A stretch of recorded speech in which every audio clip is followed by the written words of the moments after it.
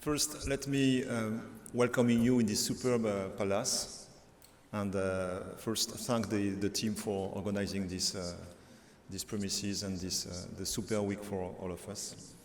And welcome you in Brussels, in the heart of Europe, close to the European Commission, and thank all of you for traveling to be there. We know the importance of being together and strengthening the human relationship that we could have.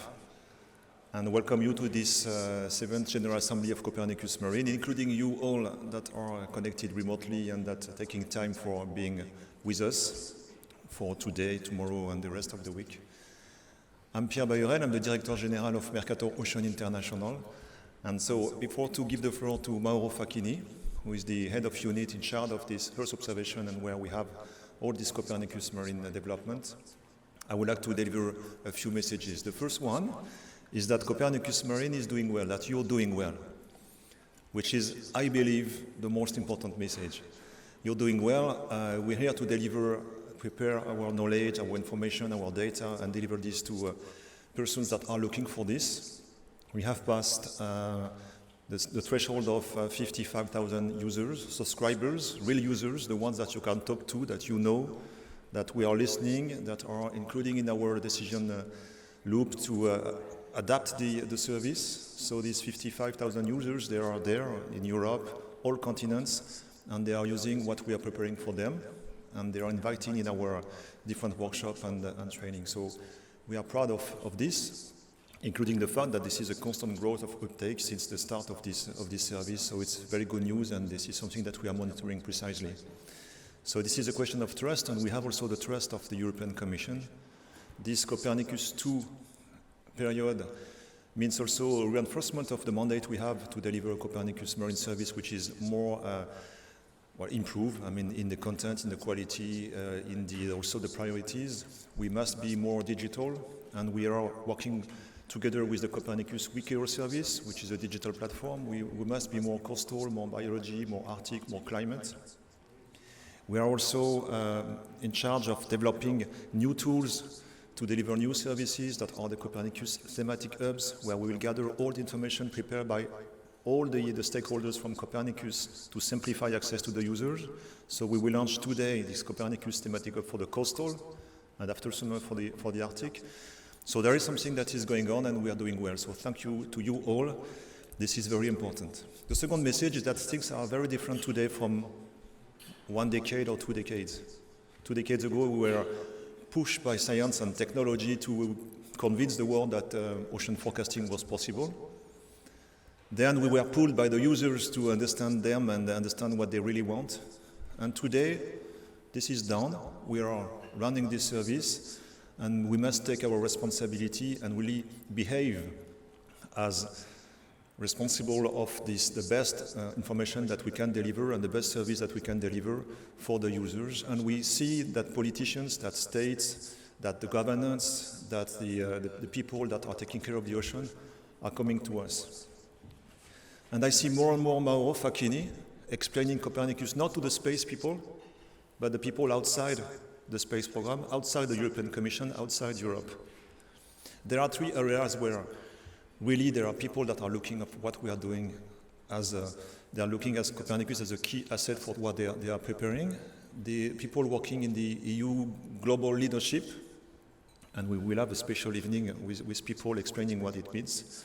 It means the voice of the EU being stronger thanks to the data, information, and services that you are preparing in Copernicus Marine, this technical soft diplomacy that is really supporting the development of the EU voice globally at the international level with other stakeholders that are the other organizations in charge.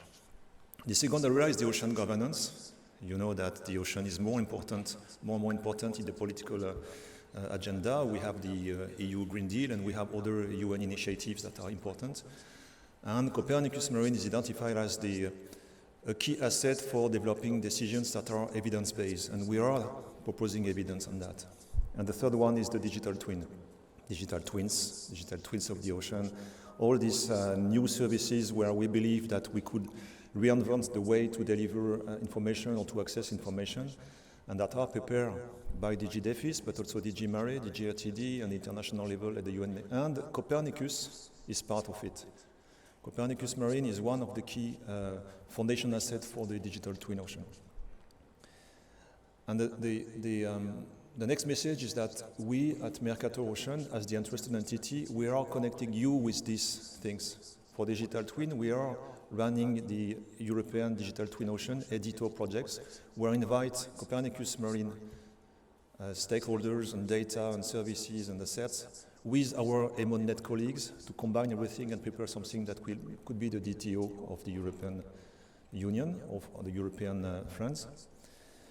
For what regards the global leadership, we have this mandate of the UN, UNESCO IOC, Intergovernmental Oceanographic Commission, the Ocean Prediction, where they are asking us to be their UN Decade Center for Ocean Prediction. We invite Europe and the Copernicus Marine Service, which is identified as one of the best in the world, to be part of this Ocean Prediction UN network and UN service. And we want the example that we are building all together to be identified and used internationally.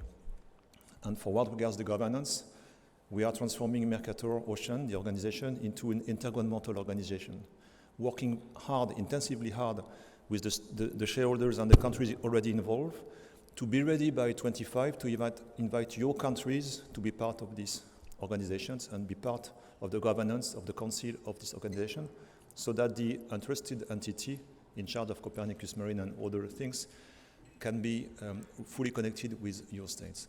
So we are working hard on that, and you can count on me and the team and all the people involved to really work hard on these topics. But the last message is that it cannot work if we're not very good, excellent at what we do in Copernicus Marine. So what you do, we must be excellent, because the data that we are preparing are used by people to take the decisions they have to take, and we must be ready to deliver the best information. So thank you very much for what you've been doing so far.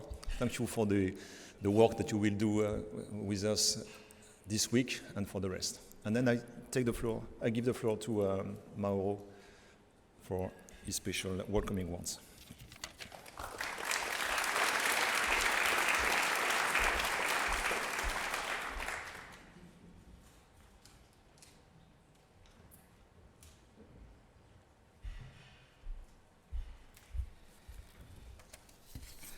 So, thank you very much. Good afternoon, everyone. It's really a pleasure to be here. I think it's an amazing location. I mean, a theater. I didn't know this place, well, even if I'm living in Brussels. So, thank you for the invitation, the organization of this event. We made our best to provide you with a good weather.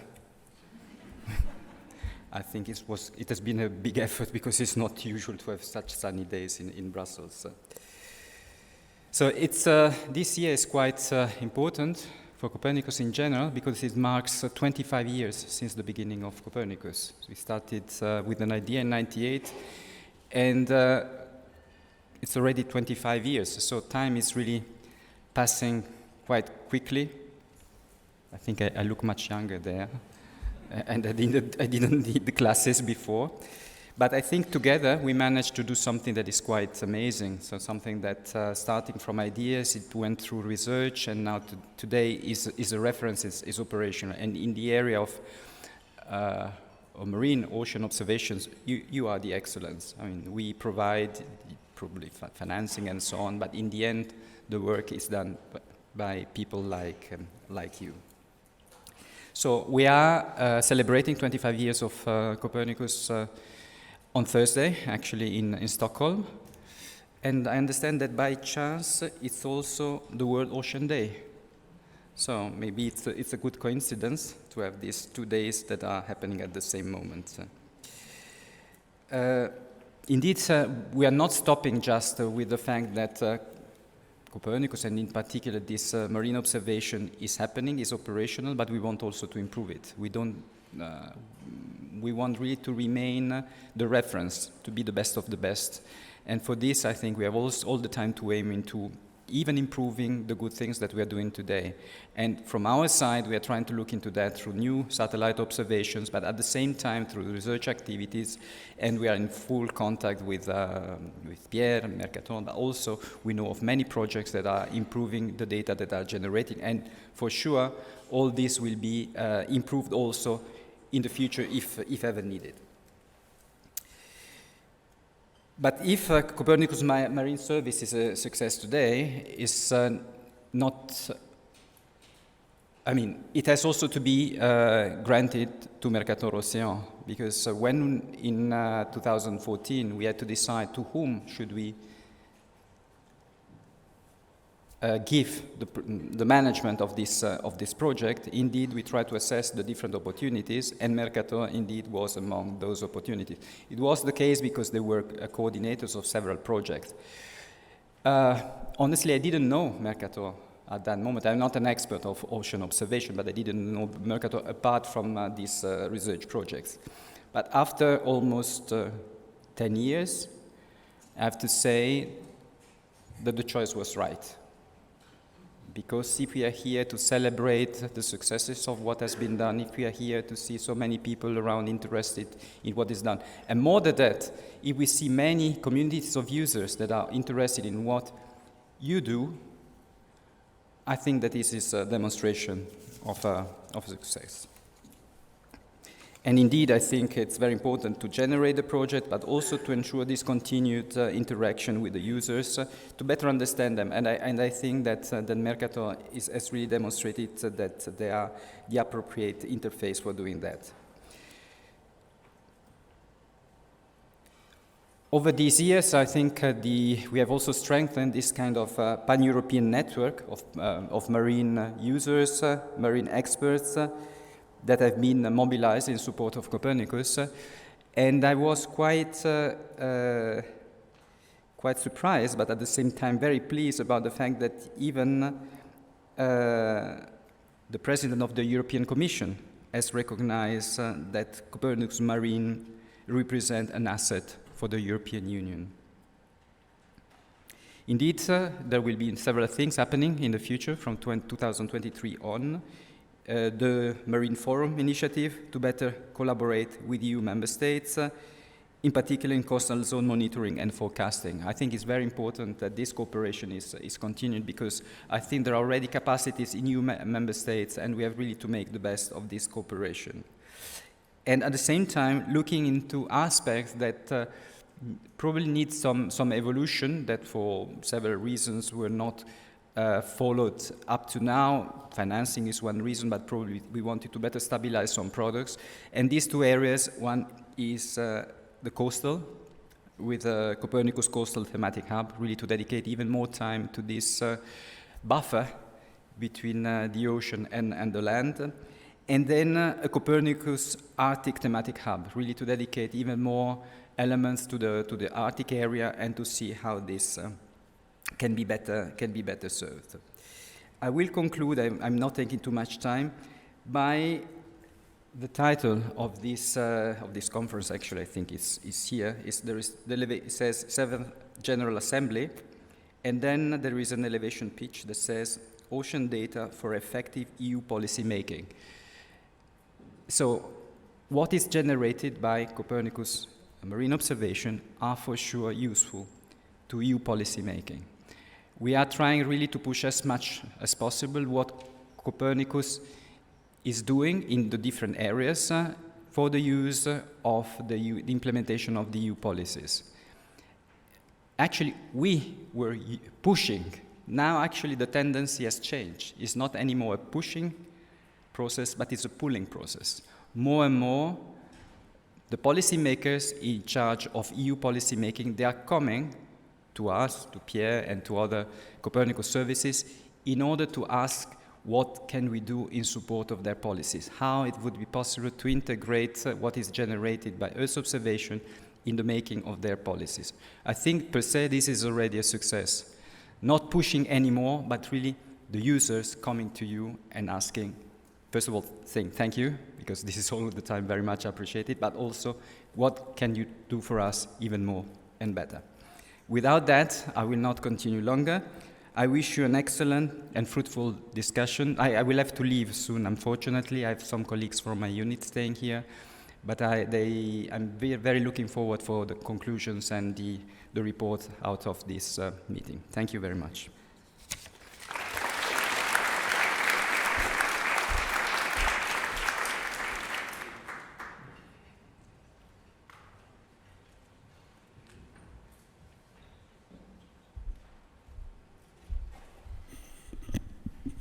Okay.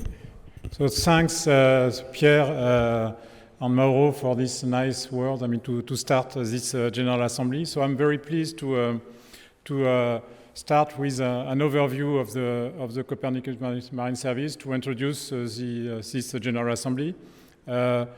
This is the 7th Copernicus Marine General Assembly, and the first one of Copernicus 2. This is an important annual event where we gather all our contractors and also representatives of user community to review the achievement of Copernicus Marine and discuss evolution plan. It's actually quite nice to see many of our contractors that are here today in Brussels, in this nice place. Many more, in particular our subscribers, are connected online. We have more than 1,500 people connected, registered for the online connection from more than 100 countries.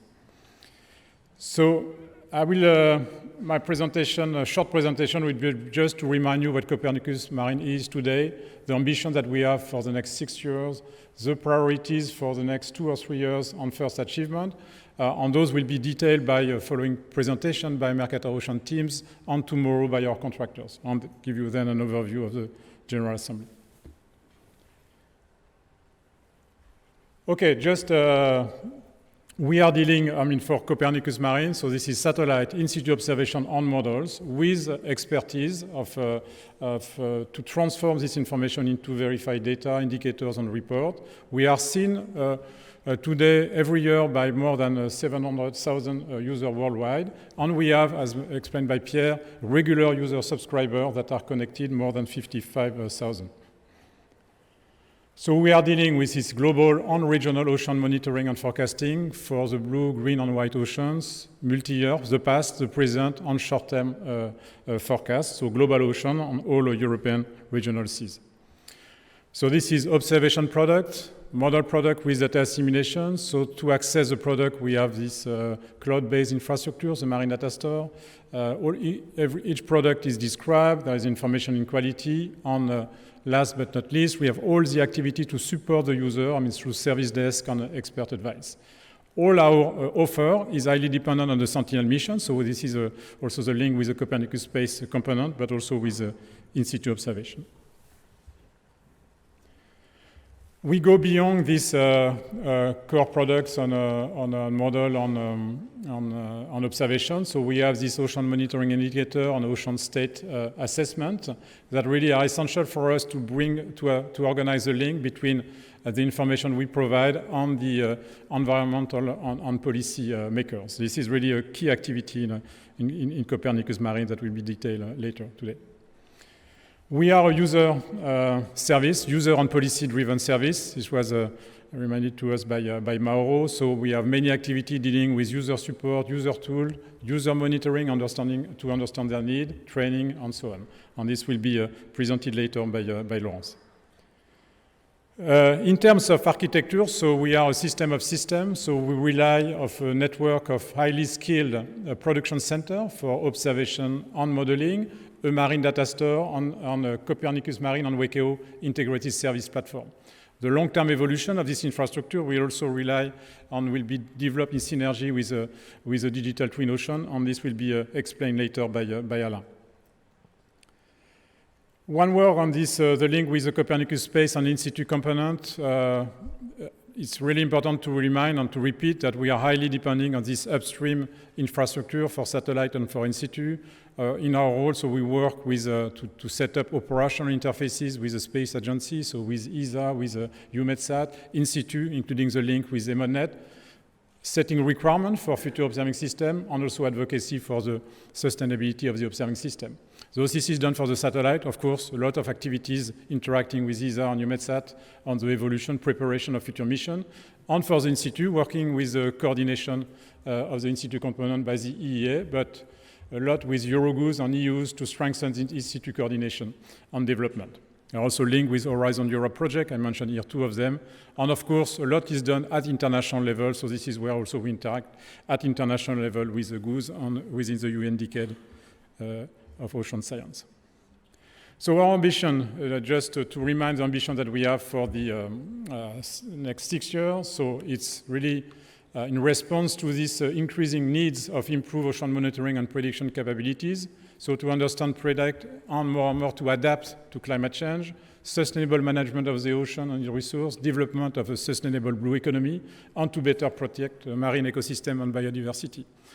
Driver is also the achievement we had in the first phase of Copernicus that really positioned us very well for this new ambition that we have for the ocean monitoring and forecasting.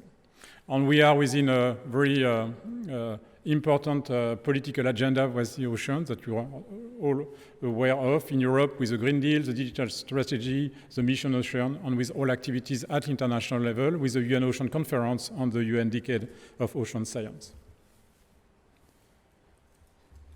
So the plan that we have, is really an ambition plan that we align with this high-level strategy from European Union. So with the objective to remain a marine reference worldwide, with a lot of effort to foster the user uptake, and to have a stage implementation which is driven by user and policy needs on observation, science, and technology advance. The objective is first to ensure the continuity of service with incremental evolution, to embrace the new capabilities of digital service, so in synergy with the Digital Twin Ocean and Destination Earth initiative, and to prepare the implementation of the next generation of ocean monitoring and forecasting system, on new service with coastal, so in a strong interaction with member states on biology. And we have to maintain and to develop this international cooperation and the impact at the international scale. So I would just to remind that we are following high-level service evolution principle to make sure that we have remain a state-of-the-art and a leading service for Copernicus, which means that we have improvement in all the elements of the different subsystems that I mentioned. We are user and policy-driven, so a lot is done on this user interaction with the guidance with our champion user advisory group. It's also science-driven, where we take into account scientific observation and technological evolution, with guidance with our scientific technical advisory committee.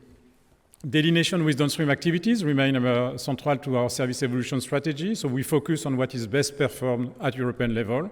And we set up, which is new for this MFF, the co-development with member states for coastal monitoring and forecasting that will be discussed today as part of one of the roundtable. So in terms of activity for Copernicus Marine for the next 2 years, so we have this continuity of service with incremental evolution. So this is done with a new consortia we set up early 2022, and you are here to organize this service. We have this reinforced objective of reinforced governance with the Marine Forum. Synergy with the Copernicus service is really on improved synergy with the Copernicus services. This is also key, and this is will be done through, in particular, through the development of thematic hubs. And we are also working closely with working closely with Emonet for the in situ component. We are user and policy needs, so we have new way of working. In particular, Mauro mentioned all the link with the DGs, and this is already done through the KCEO. We're also working with the Regional Sea Convention, with EEA, and more for the private sector with the EU space. This will be reminded by Laurence. We also want to prepare the post-2024 evolution, though this will be done through our service evolution innovation activities, also through Horizon Europe project, and this will be detailed later. We'll start a coastal extension of the service progressively with member states, synergy with the Digital Twin Ocean development, and integration with the UN Decade of Ocean Science. This will be illustrated at the end of the day today by Enrique with the Decade Collaboration Center for Ocean Prediction. Okay, in terms of achievement, we started only more than 1 year ago, but we already did a lot already. So first, we had this kickoff to launch this new phase of Copernicus. We started all new contracts for production center. In terms of planning and delivering, we had 2 new releases of Copernicus Marine portfolio. We had the Ocean State Report 6 and 7, so those will be detailed in the following presentation today and tomorrow. The start of the development of the thematic hub. We also set up a new cooperation with the C3S and ECMWF to work with them on the reprocessing of ocean ECVs and really positioning the Copernicus Marine as a place where different activity related to the ocean can be performed. Reinforced governance with the Marine User Forum that was set up. We had the first user engagement call. We had the selection and kickoff for 14 service evolution R&D, and a lot also of interaction with Horizon Europe project. So just a few words before concluding on this General Assembly. So the objective is to review this achievement of 22 and 23. So this will be outline the plan for the next 2 years. So this covering the production center, the marine data store, product quality, ocean state report, service evolution, user service, user tool, and the link with the UNDK. So this will be done today with presentation mainly from the Mercator Ocean teams, and tomorrow with a detailed presentation by our contractors. We'll have 4 roundtables, so 2 today on the Marine Forum on coastal co-production with member states, and 1 on the thematic hubs. It's really how we work with our Copernicus services, also with the support of the KCEO. And tomorrow we'll have 2 roundtables, 1 on the upstream satellite and in-situ infrastructure, and to conclude the General Assembly tomorrow evening, an important one on user need and service evolution roadmap. So just that's it for my short introduction. So what we will do now is to have 5 presentations by Mercator team on the different elements of this plan. I hope we'll have some time for Q&A at the end of this 5 presentation. And I will ask directly Laurence to join us for the second talk. Thank you.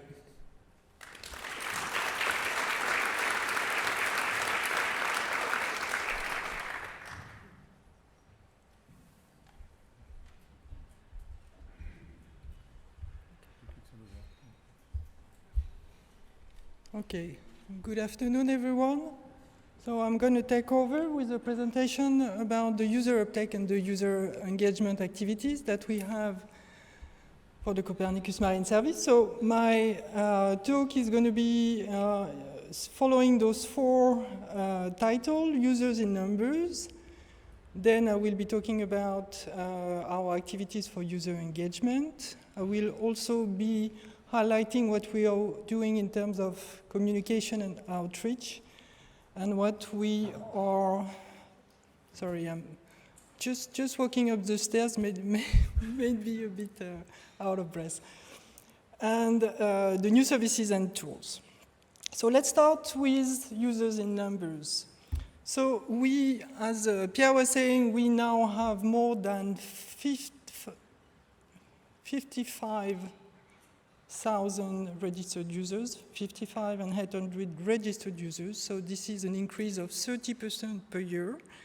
We see that half of our users, they are located in Europe, but we also have 1/3 of our users located in Asia, then 10% in North America, 5% in South America. And we can see that the evolution is, of course, very large in Europe, but the place where we have more and more users is in Asia, then in Africa, and then in South America. So we are kind of stabilizing the amount of users that we have in Europe, but we have more and more people coming and looking at our data in other continents as well. In terms of web audience, we are also having a drastic raise of the number of visits, of the single visitors per year on our website. So last year in 2022, we had about 700,000 visits, which is an increase of 56% compared to the year before. So you can see here that since 2017, we have really a yearly increase of the amount of visits on our web portal. In terms of user satisfaction is globally very good. During the survey we made in 2022, we had an average of 4.2 out of 5. And with what concerns the user support, we have an even better mark with 4.7 out of 5. And in terms of download of the data, we have about 1/3 of the data which is being downloaded by the private sector, when the public sector, from universities and public sector organizations, amount to about 2/3 of the downloads. Then now coming to the operations, a few numbers in terms of availability of the data and availability of the central system. So for 2022, we had 99.97% availability of the full central system when the target is 95%. Same for the products, with a target of 90%, we were able to achieve 99.77%.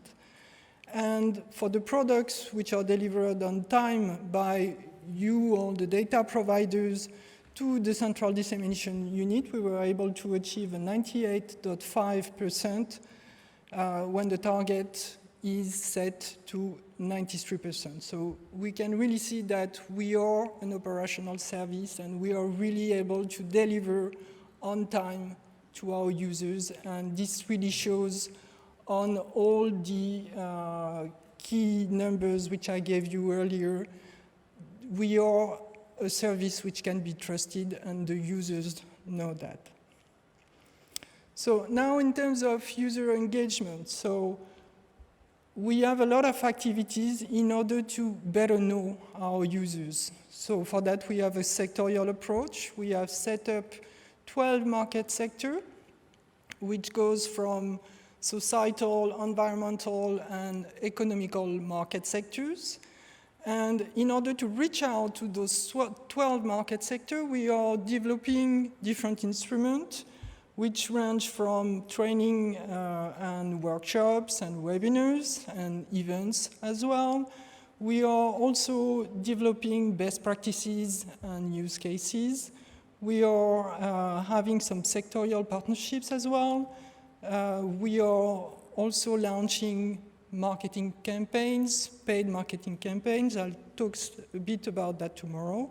And we are also having a user-driven service, meaning that we are really talking with the users, and I'll be talking about that as well more in depth tomorrow. We are also working closely with USPA in order to better develop the uptake of our data in the business sector. So as Pierre and Pierre-Yves and Mauro were saying, the ocean is very high on the political agenda. So we are really making sure that Copernicus Marine is an asset to the different international or European activities within different framework, whether it is the Green Deal, whether it is the Ocean Decade, and we are really participating to different events. For example, the One Ocean Summit last year in Brest, or the Our Ocean Conference in Panama this year. We are also making sure that Copernicus Marine is an asset for the EU mission Restore Our Ocean and Waters through the EDITO and the digital twin of the ocean.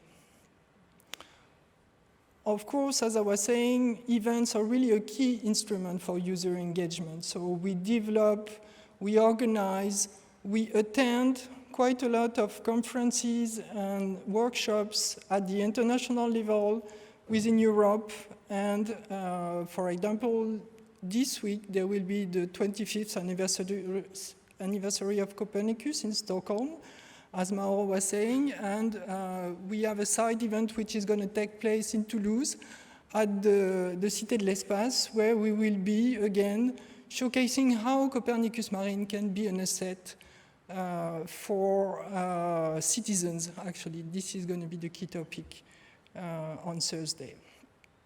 And of course, we have many other events that we participate to. We are also engaging into training and capacity development. So we do that through workshops. So every year we organize at least 6 regional and thematic training workshops. We also, in collaboration with different partners, we attend and co-organize different workshops or hackathons. Like for example, the OpenSea Lab hackathon, which was organized by our EMODNet colleague, where we also participated, but it is also the Wikio hackathon that is going to take place in the coming weeks, that we are co-organizing with our partners from ECMWF, EUMETSAT, and the European Environment Agencies. We also showcase a lot how the marine data can be used. So we are providing with a lot of examples of how our users are developing application with our data. So we have about 230 use cases which are available online.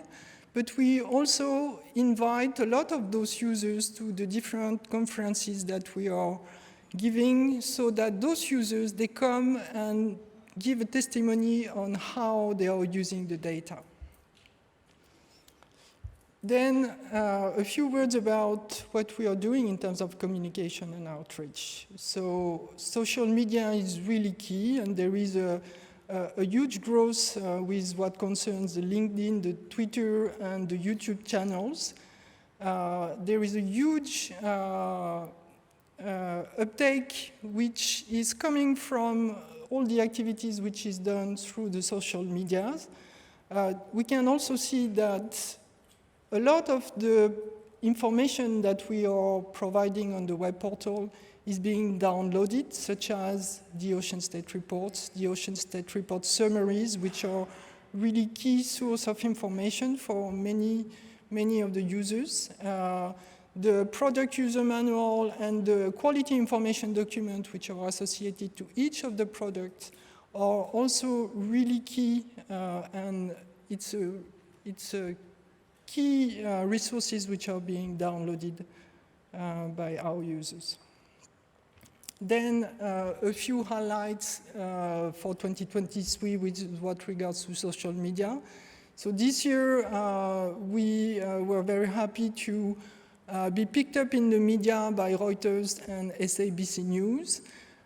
We also see that there is a lot of synergies and reconnection within the European ecosystem. So we are working together with the Copernicus DG DEFIS communication team, with USPA, with different DGs, so that we really share the same information and we promote together for the Copernicus Marine Service. And this really leads to continued growth and more impressions on social medias. In terms of article, we are continuously publishing new articles. We had over 80 articles published since 2021 on the website, but also on the Copernicus Observer site, which leads to more than 123,000 views on this specific news section.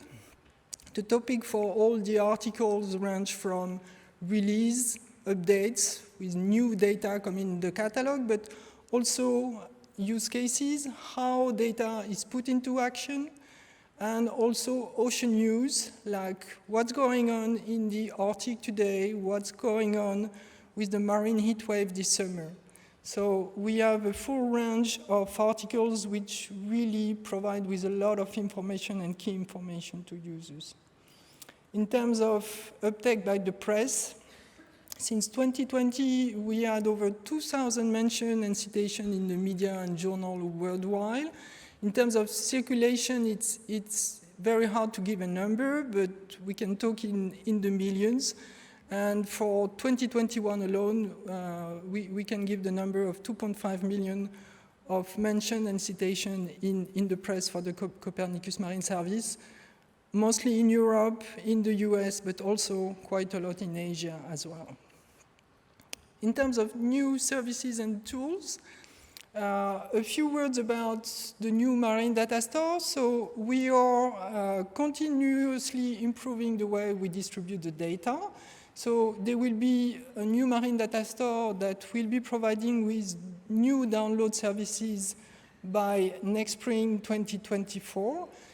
Before then, there will be a continuous download service that will be provided to the user with no impact on the user.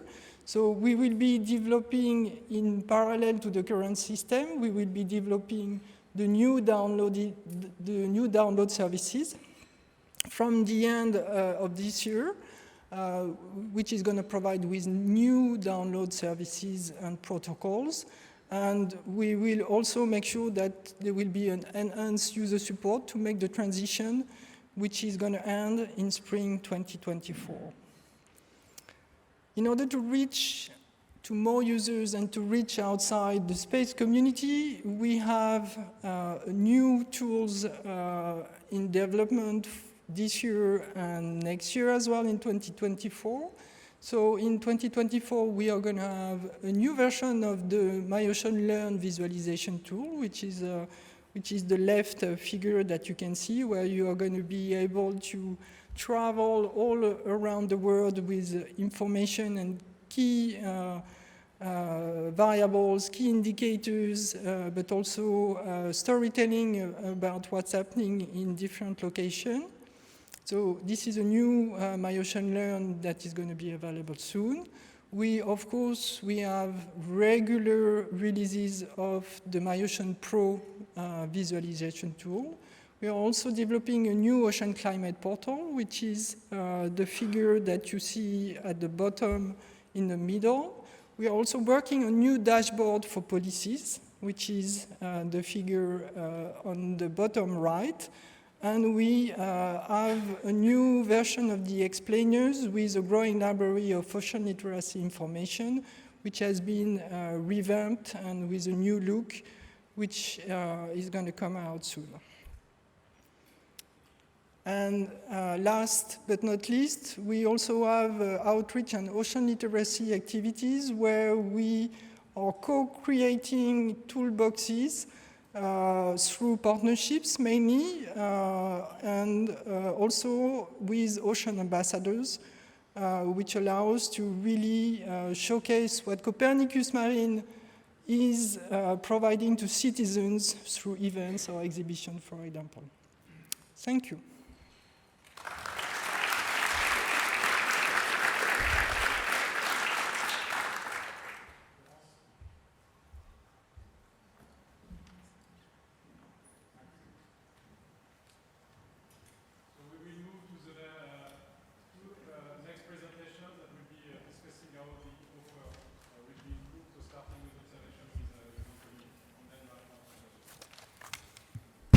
Okay, thank you, Pierre-Yves. Good afternoon, ladies and gentlemen. So let's start having a look to the role of observation in our service value chain. The Copernicus Marine Service critically depends on the near real-time availability of satellite and in-situ observation. Observations are used both to produce data products and to validate and constrain our global and regional analysis and forecasting system.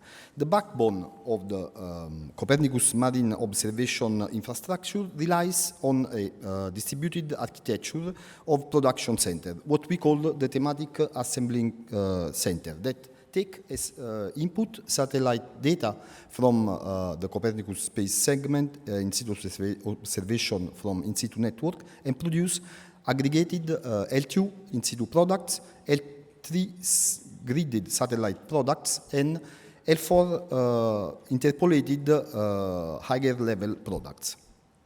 We have 8 of them, 6 space stack organized by ocean variable, 1 for in-situ, and 1 multi-observation tag, which merges different in-situ and satellite data to elaborate high-level products. All the center ensure that observation products are state-of-the-art and fit for use for our monitoring and forecasting center that use them for the production of analysis and forecast.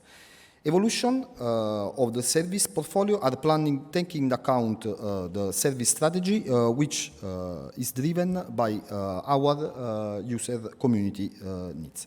So, in the following, I will provide you an overview of observation product achievements and plan for our different thematic assembling center.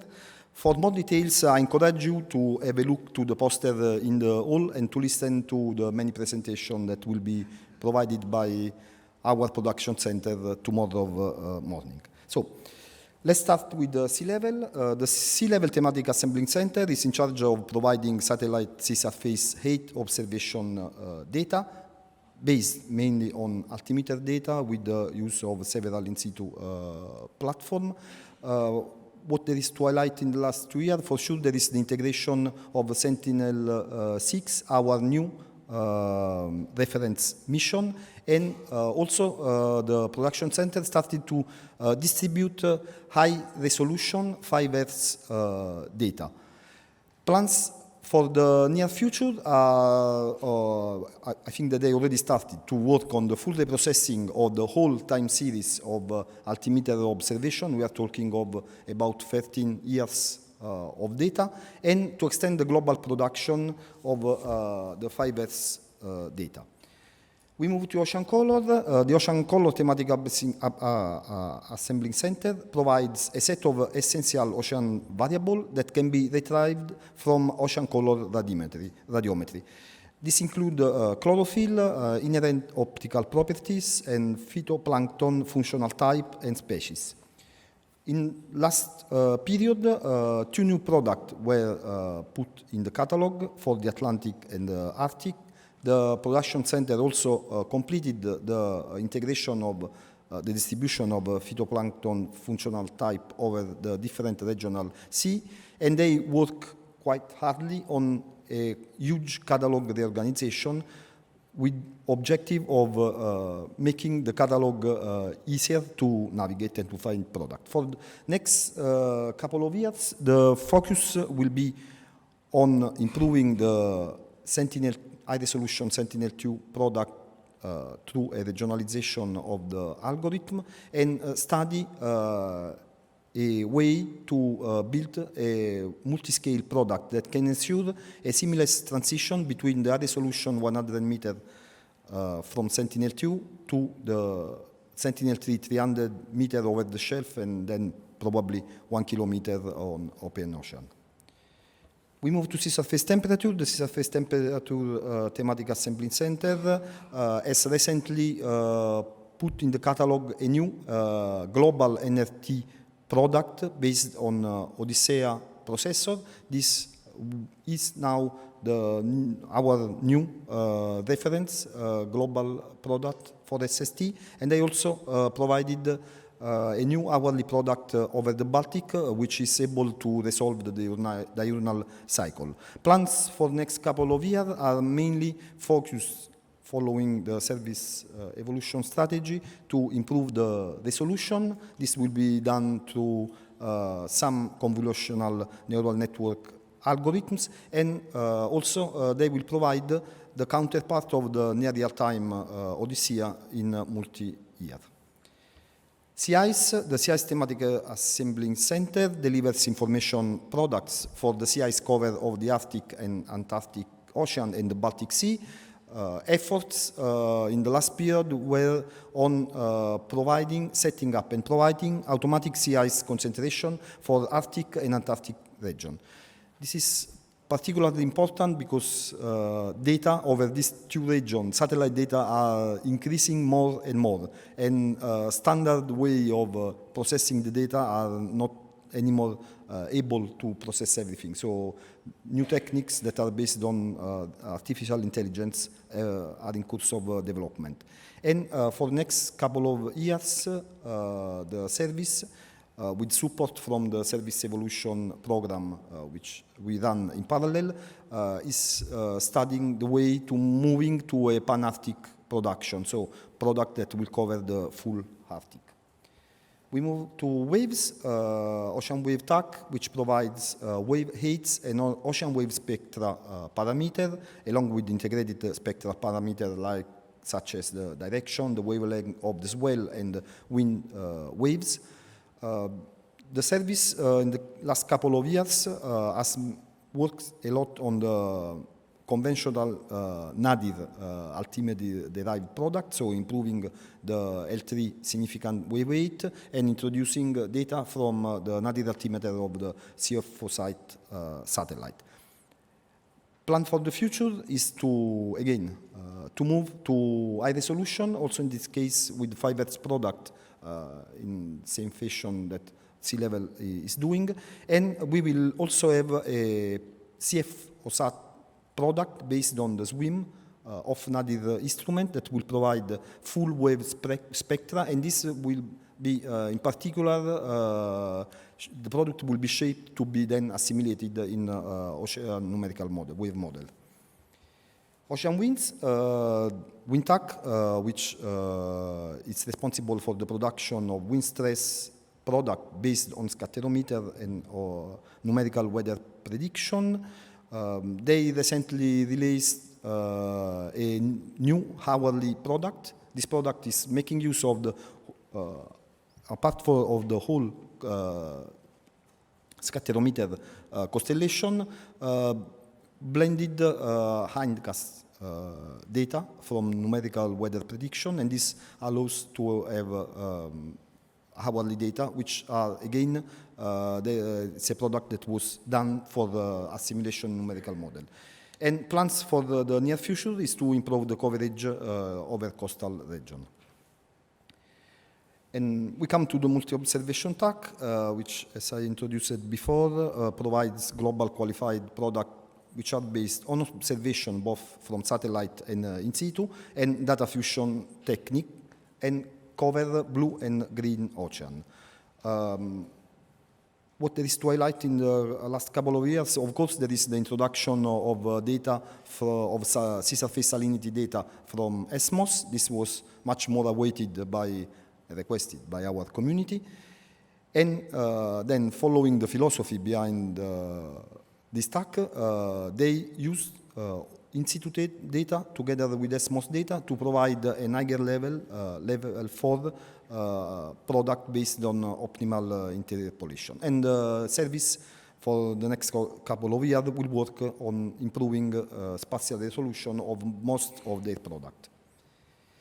So we move now from space to ocean interior, where the in-situ TAC is providing integrated products for a core set of physical and geochemical parameters, which are obtained using ad hoc on-site sensor and on board a very wide range of platforms. So besides the regular ingestion of a new platform, this is an activity that occur on daily basis. On the last period, there is to highlight for sure the introduction of a new sea-level reprocessed product based on tide gauges and made for validation, also to work with sea-level data. And they also enhance the drifting buoy data. Plans for the future are focused on providing data down to 5,500 meters, being around 2,000 today, the deepest data provided. In collaboration with the EMODNet, we will continue to increase the availability of chemistry data, and most in general, the production center is also improving the quality procedure of all the products. So, before concluding, just a few words about our coastal plans for the next couple of years. This activity are framed in major product improvements that aim to ensure the enhanced continuity of the service as per regulation, and to keep the service at state-of-the-art, international competitive and fit for purpose. To this end, we will have two new production units. One that will provide high-resolution wind field data from Sentinel-1 SAR data for coastal application, and using a dedicated algorithm also for very high wind speed. And in cooperation with EMODNet, by the end of 2024, we will have on the catalog also a global bathymetry product derived from Sentinel-2. So, to summarize, Copernicus Marine offer is highly dependent on satellite and in-situ observing capabilities. The service today can rely on a robust infrastructure of a production center that keep observation product at the state of the art, and last but not least, future and planned evolution are well aligned with the service evolution strategy and user needs. So, thank you, and I leave the ground to Marina.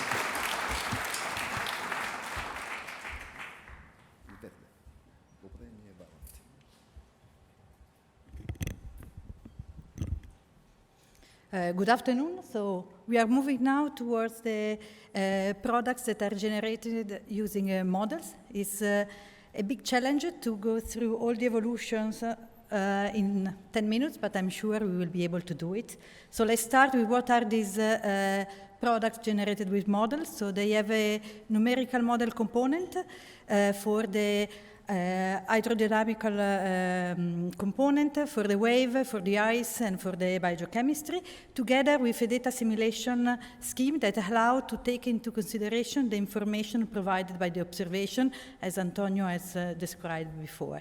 In this case, we have a regional geographical organization of the different centers that are providing this information. So we have a center providing information for the global ocean, another that is focused on the Arctic Ocean, and then one for each European regional seas, as you can see in the map in this slide.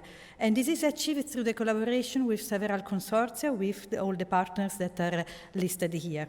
What are the characteristics of these products? They have a resolution that varies in horizontal from 1 kilometer to maximum 10 kilometers, depending on the system, and they have a vertical discretization that usually is more accurate towards the surface, with grid cells that are around 1 meter, and then it goes more coarser, close to the bottom of the deep ocean, with cells that can be up to 500 meters.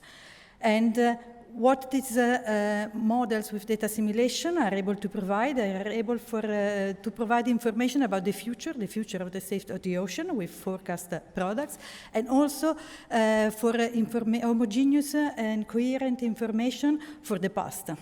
And if we look into more detail what they do offer into the Copernicus Marine service, they offer forecast products that are generated up to now by deterministic forecast. They do produce a forecast at least once per day, some twice a day, and usually the forecast lead time is 10 days. For the multi-year products, they have a time series that usually cover all the so-called satellite era, so they start in the early 90s up to close to present, and a new time series, a brand new time series for the entire period is released every 3-5 years usually, but it is regularly extended to keep it close to present. And they do provide several variables for the blue ocean, the green ocean, and the white ocean. What are the components? So they have a biogeochemical model and data simulation, an ice model and data simulation, wave with data simulation too, and the physical, that is the hydrodynamical component with data simulation.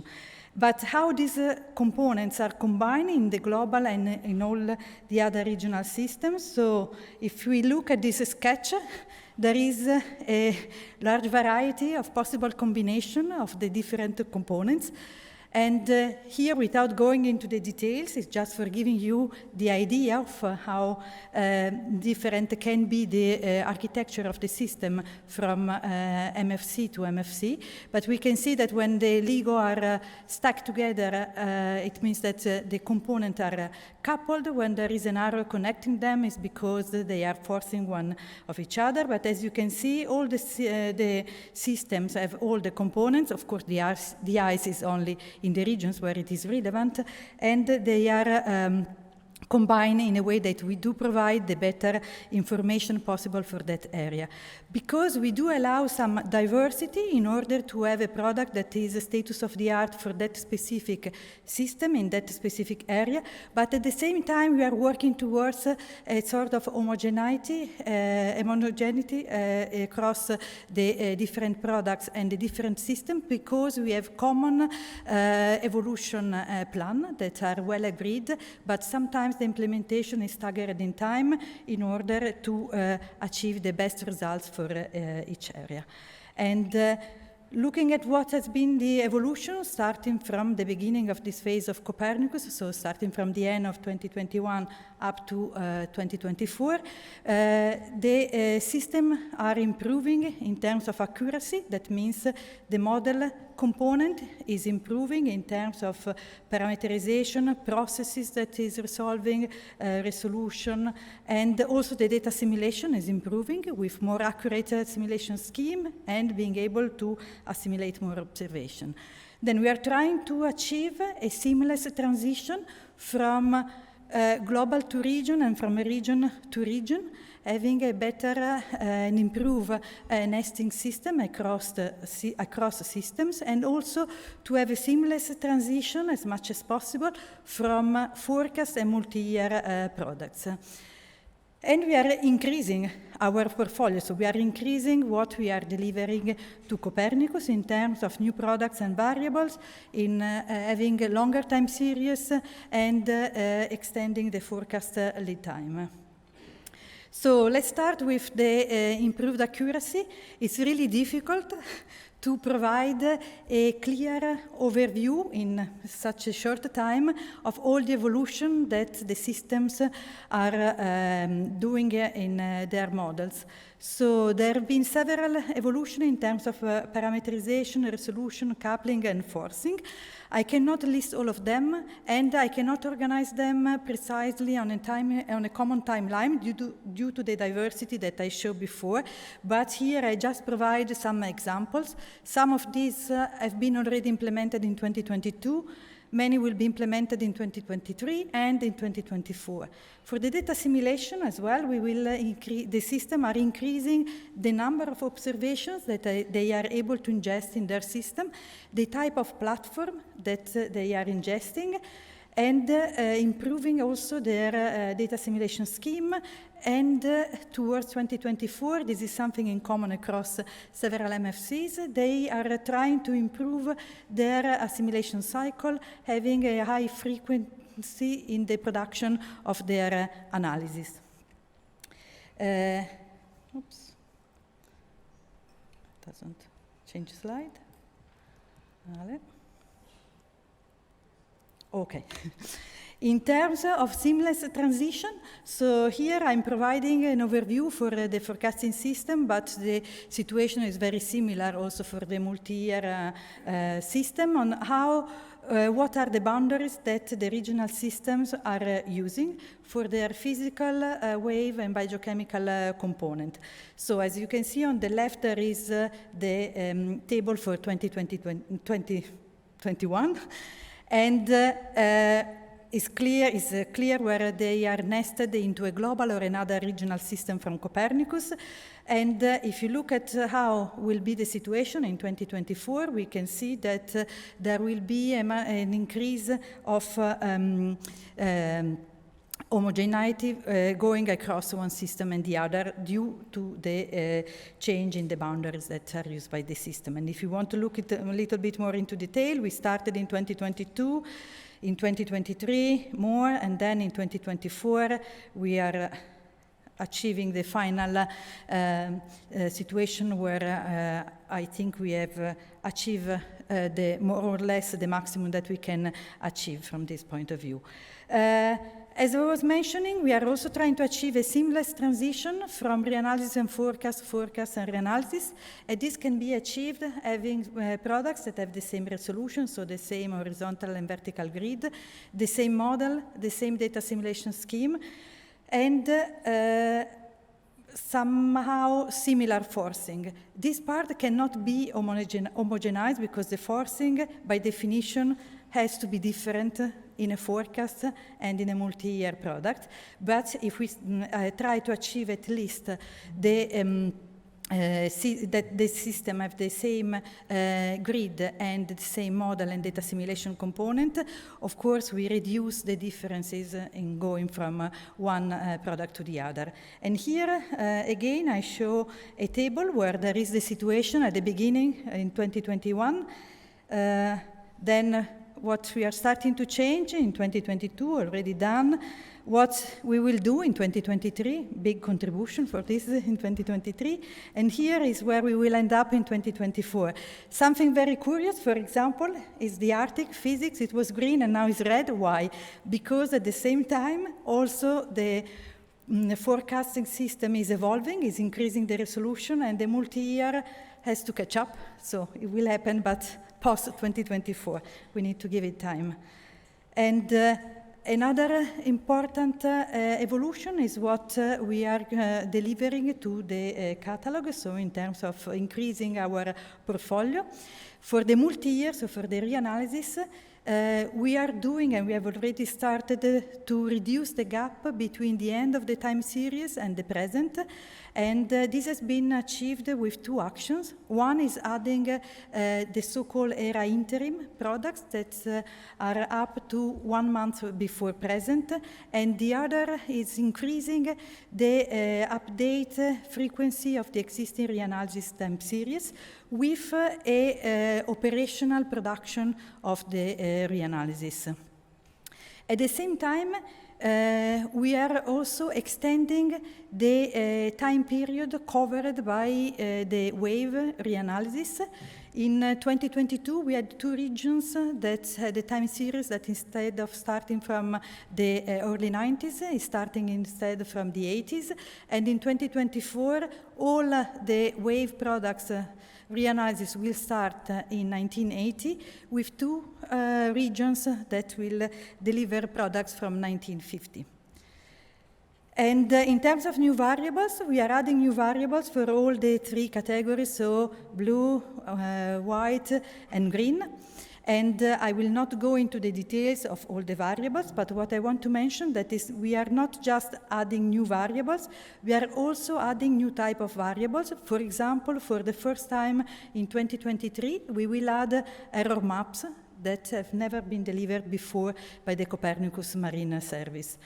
At the same time, and we started in 2022, we are also delivering monthly climatologies, that also this is a type of information that we were not used to deliver before, and by the end of 2024, there will be several of these products.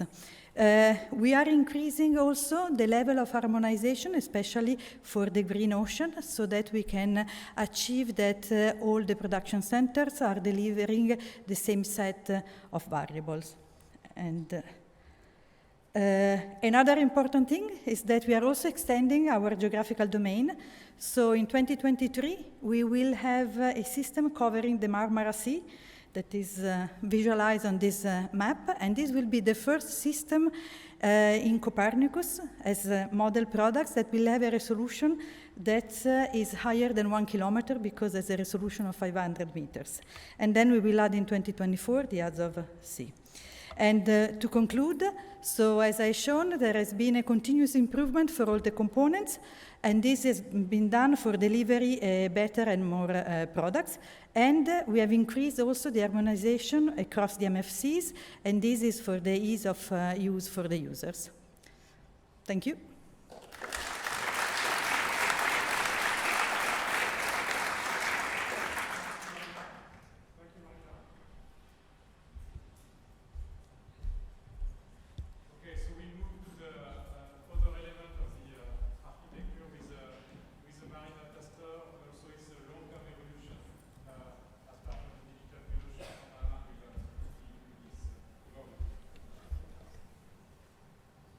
Okay, thank you very much. It's very impressive light. So we have seen now what was the process of production of data here, between the collection, between the TAC and the modelization through the MFC. Now we're going to talk about the distribution of the data towards the users. So this is before what Laurence presented in terms of user service, and we see what we are doing now, what is the current status, and what are the evolutions that are planned today. So let's say for the sake of simplicity, we're going to use three terms. What's in the diffusion unit is, let's say, basically the marine data store diffusion unit that is currently in activity. One is the marine data store. It will be much more what will be available in the next year, let's say our new evolutions. And on top of that, you heard all about the digital twin of the ocean. So what will be more or less the fully more than more or less, what will be the integration of our Copernicus Marine service into the digital twin of the ocean, and much more than that, the relation with that, and the other different project of the European Union here. So the Marine Data Store, let's say we have a roadmap here to increase the service to be offered to the users. So until now, you know, we were just having some system to download, to fetch the data from the system of distribution. In the past, it was the MIS. Now it's the diffusion unit.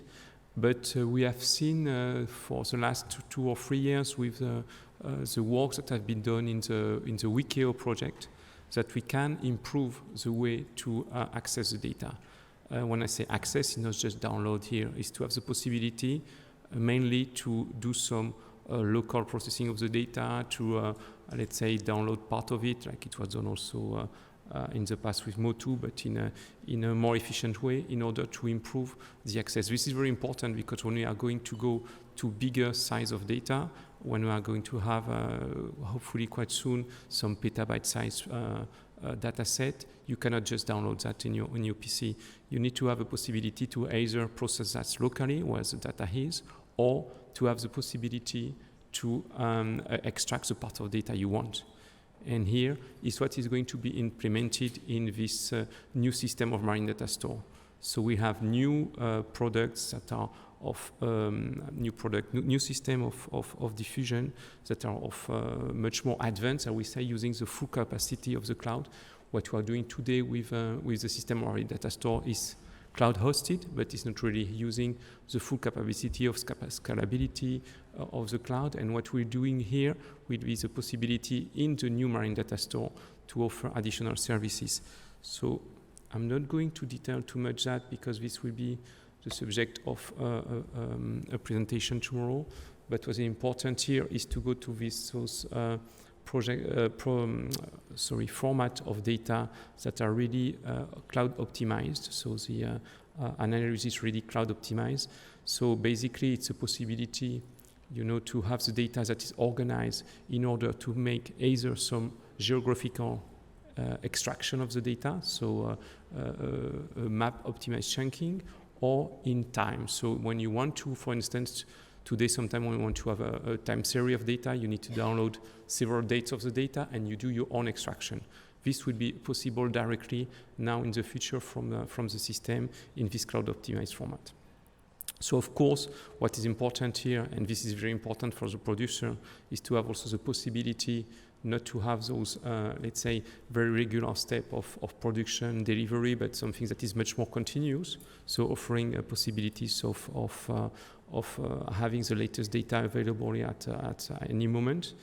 And for the visualization part, new format enabling a better and easier viewing of the data with WMTS format that will enable you to have an easy access to the graphical extension of the data. So on top of that, we expect to have the possibility to offer some processing close to the data. And that is what is very important for the users is an improved way to monitor the status of the system. So not just for us, because we are monitoring that with our user support, but also for you to know what is the status of the system, and to have really to know from each producer side and the data collection side what is really the status of our Marine Data Store. So what is maybe also interesting to discuss now when we see the improvement of the services we are going to offer for the new Marine Data Store is to see all that is going to reflect or adapt with what is the European DTO. So just to understand, first of all, the European DTO at no moment is there to substitute what is done in Siemens. We cannot do that. It's really too big. It's such a big project with such, let's say, a legacy and a very active improvement in ongoing, like we have seen until now. So this is not working at the same level at all. The DTO is just something that, for the time being, is a kind of extension of what is available in Siemens and Monnet. We are constructing that on top of Siemens and Monnet data.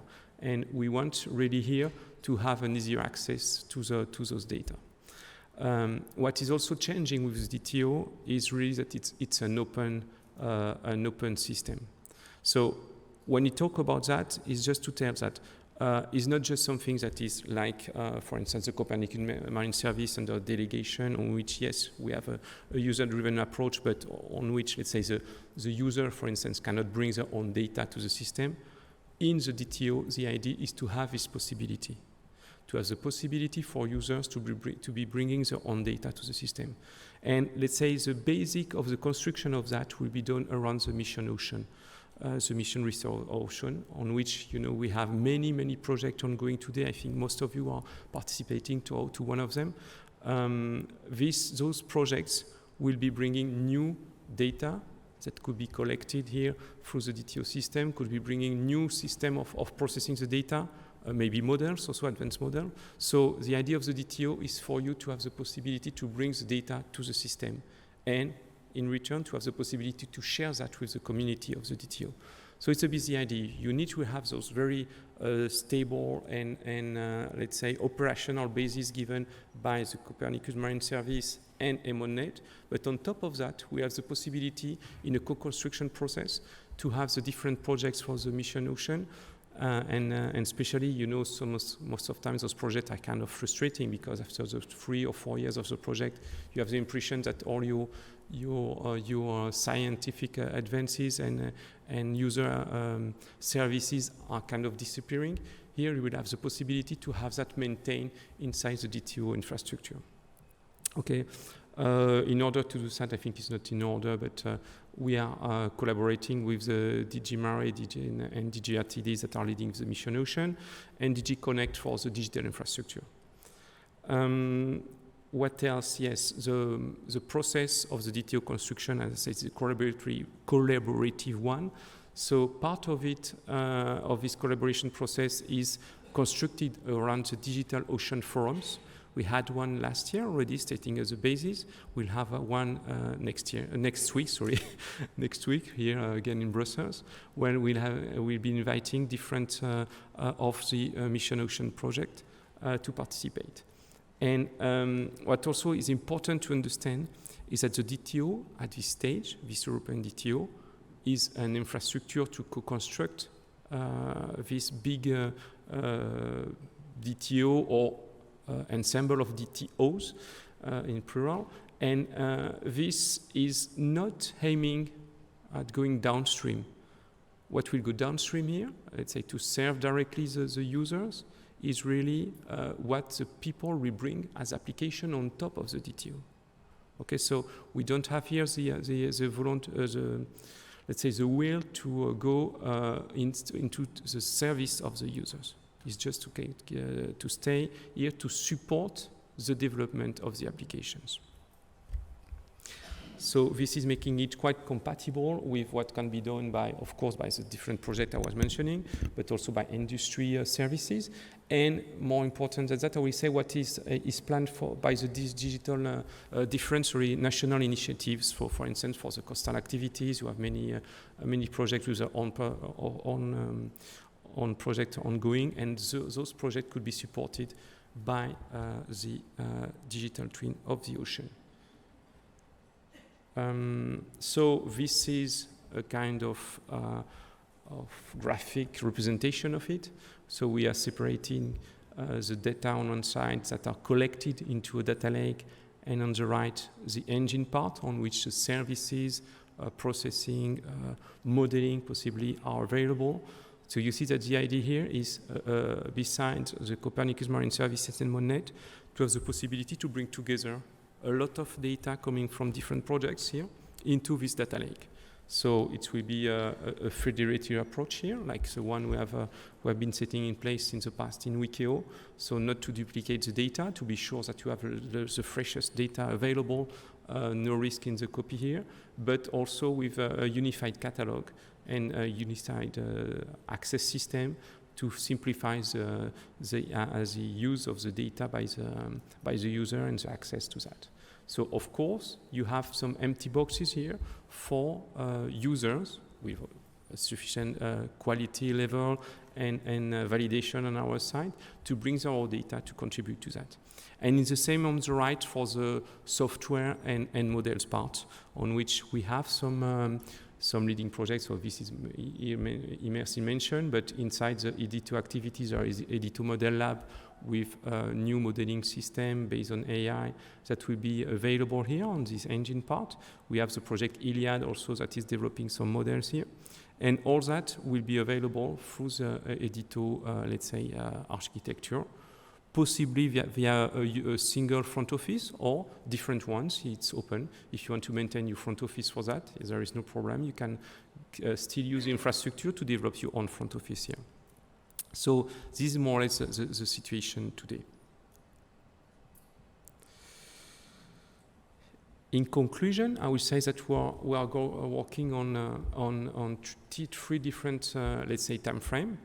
First of all, the one that is of higher importance today is the possibility to continue in an operational way the operation of the Copernicus Marine Service Distribution Unit. So you need to be sure that the operational process that are running today on this infrastructure are preserved, maintained. So we have this service that will be in operation until more or less second quarter of 2024.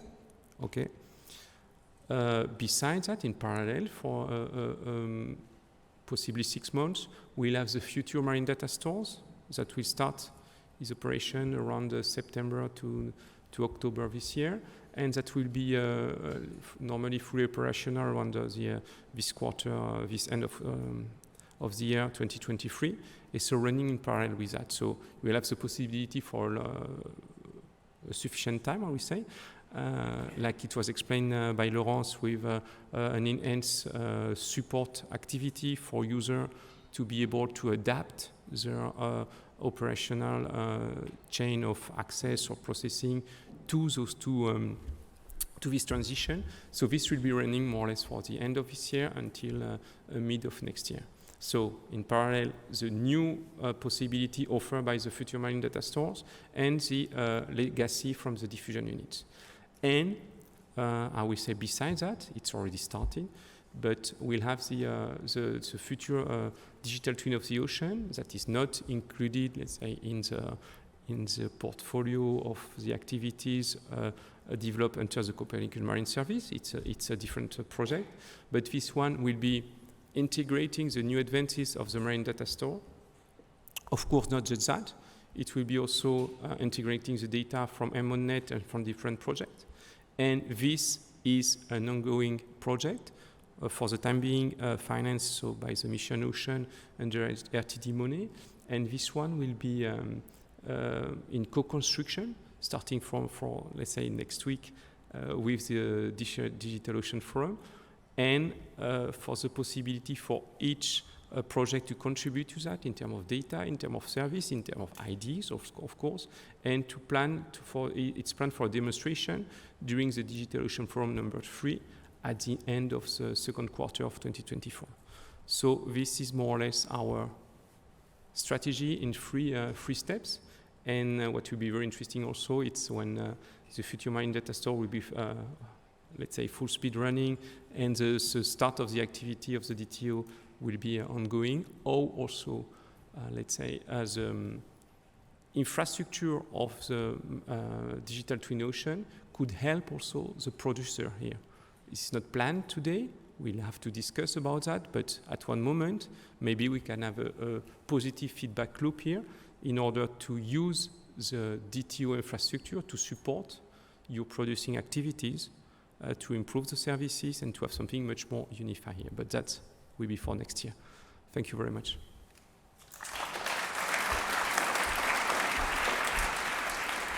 Thank you, Alain. It was very informative, and to give you really this broader perspective of the digital twin ocean and Copernicus Marine with the marine data store and so on.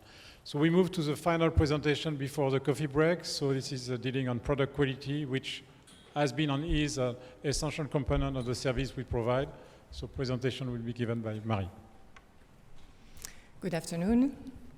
So I will talk about improving the product quality and the product quality monitoring itself. Okay. So this is done together with a group of around 40 persons in monitoring forecasting centers and thematic assembly centers.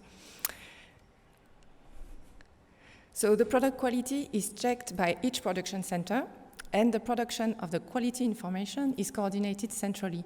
So I will first talk about what the production centers do, their activities regarding product quality, and then we'll talk about what we do together as a group, as cross-cutting activities, and what the coordination at Mercator does. And then I will explain what are the evolutions that are expected. So first, the production center's activities. So this schematic explains what is done in the production chain of a monitoring and forecasting center. It comes from the ETUFS guide, which was published in 2022. And so you see there are three main steps in this production chain. The data assimilation and modeling system, which runs using observations and forcing fields to produce analysis and forecasts.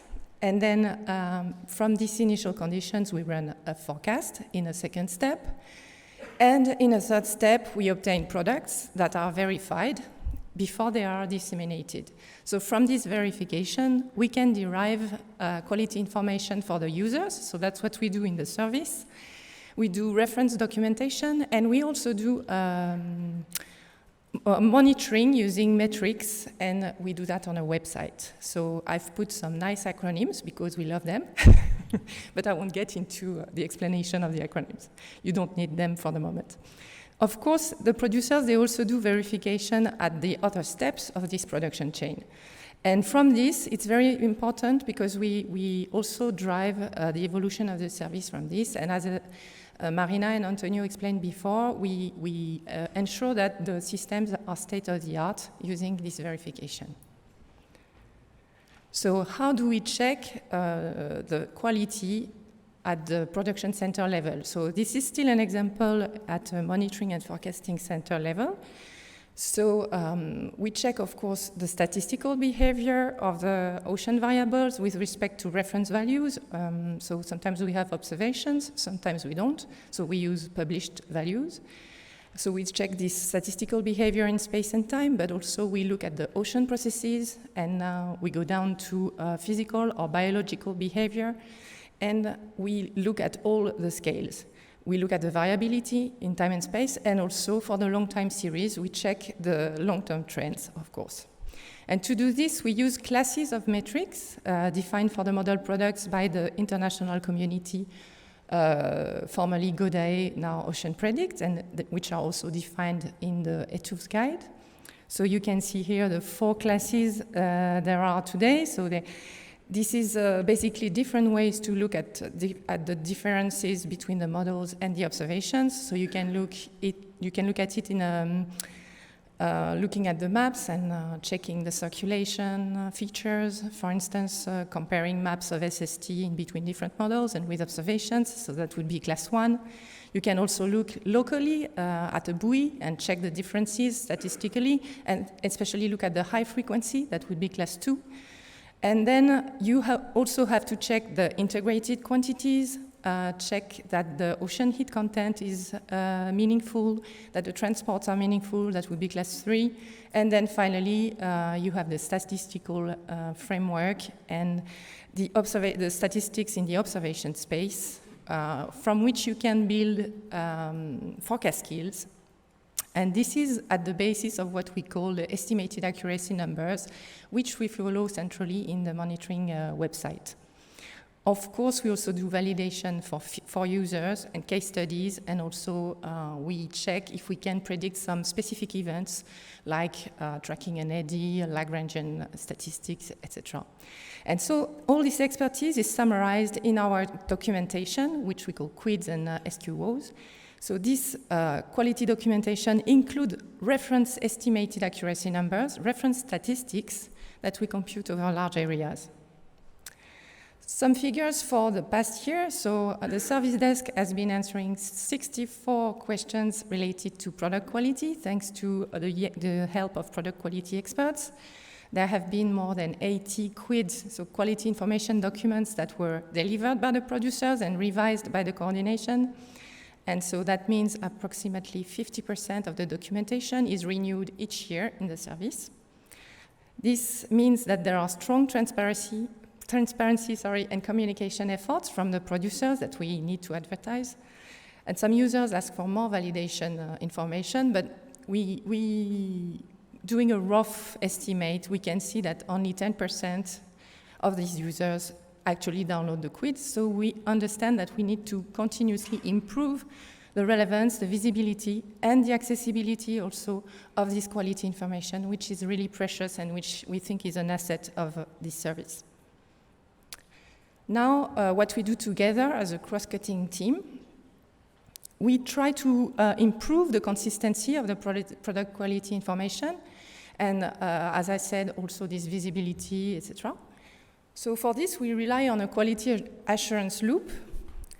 So from each step of the production, we have a quality information that can be derived, so from the evolution to the pre-operational qualification, and then the routine verification in real time or in delayed time, and also from the validation we do in support of the service desk.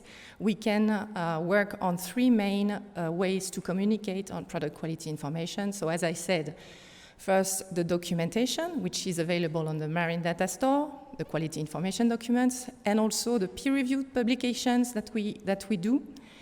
And then second, on the website, centralized, we have these metrics, these estimated accuracy numbers, and then we also have what we do in support of the service desk and during the trainings. So these channels of communication, all of these channels of communications can be improved, and that's where we work as a group. Because the centers really need to be coordinated in order to provide part of their routine validation, what they do every day when they check their products, to share the statistics that they dedicate to the central monitoring, which are called the estimated accuracy number, and that are published, which are published monthly. But this website needs to be advertised and improved. So during the past year, the Product Quality Working Group has met twice, once in Toulouse in 2022. That was our nice first meeting in person last year. And once online in October. Each time we are at least 40 persons attending. And so we've been talking mostly about metrics for new variables, but also quality improvements in the products. We talk about intercomparison methodology and how we can use this intercomparison, this cross-use of products to derive block listing information, for instance, and also how we can derive fit-for-purpose information from all this validation activity. And for the coordination, we've been doing more than 30 updates of the product quality dashboard since last January 22. And now, from these updates, we now display a sample of 80 different marine products. It's only near real time, but it's half of the catalog that is now monitored centrally on this website. And in January 23, we started a contract with No Login for the improvement of the product quality dashboard website. So I will now talk about the planned evolution. So first, for the product quality dashboard website. So this is the roadmap provided by No Login. So basically, what you need to know is that this year there will be an update of this website to improve its look and feel mostly, and to improve the user experience, it will be better designed, and you will have, improve the accessibility of this information. Then the year after, we'll work on a version of this website that will be able to work with the new Marine Data Store and also more interactive access to the statistics. And finally, this interactive access will be possible for users in 2025. Meanwhile, we will continuously increase the number of products that are monitored, and we'll include more observational products in this website. With respect to the quality information, we really wish to improve the access to quality information documentation, and so we will publish at the end of this year the quality summaries that we've been working on these past years. So these are called scientific quality overview, and they include for each product, they include 1 page per variable, and on each page you have a summary for this variable of the quality, you have an illustrative figure, and you have a table of statistics. And on the longer term, we really want to improve the accessibility of this information on the website, directly on the Marine Service Portal, and improve also the offer of uncertainty information, which is available together with the product. For this, we plan to increase the exchanges with the champion user advisory group. And also, we wish to progressively include fitness for purpose information together with this quality information. So that's all. Thank you.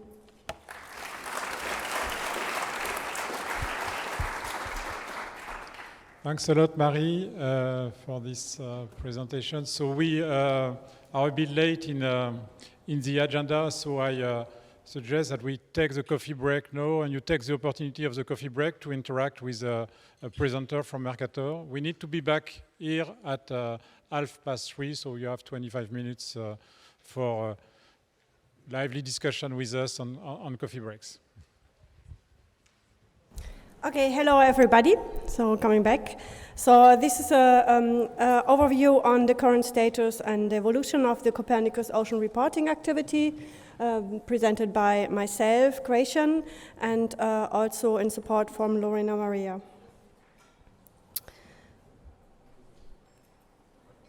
So the Copernicus Ocean Reporting activity is constituted of different parts in order to reach a wide audience and to reply to different specific needs.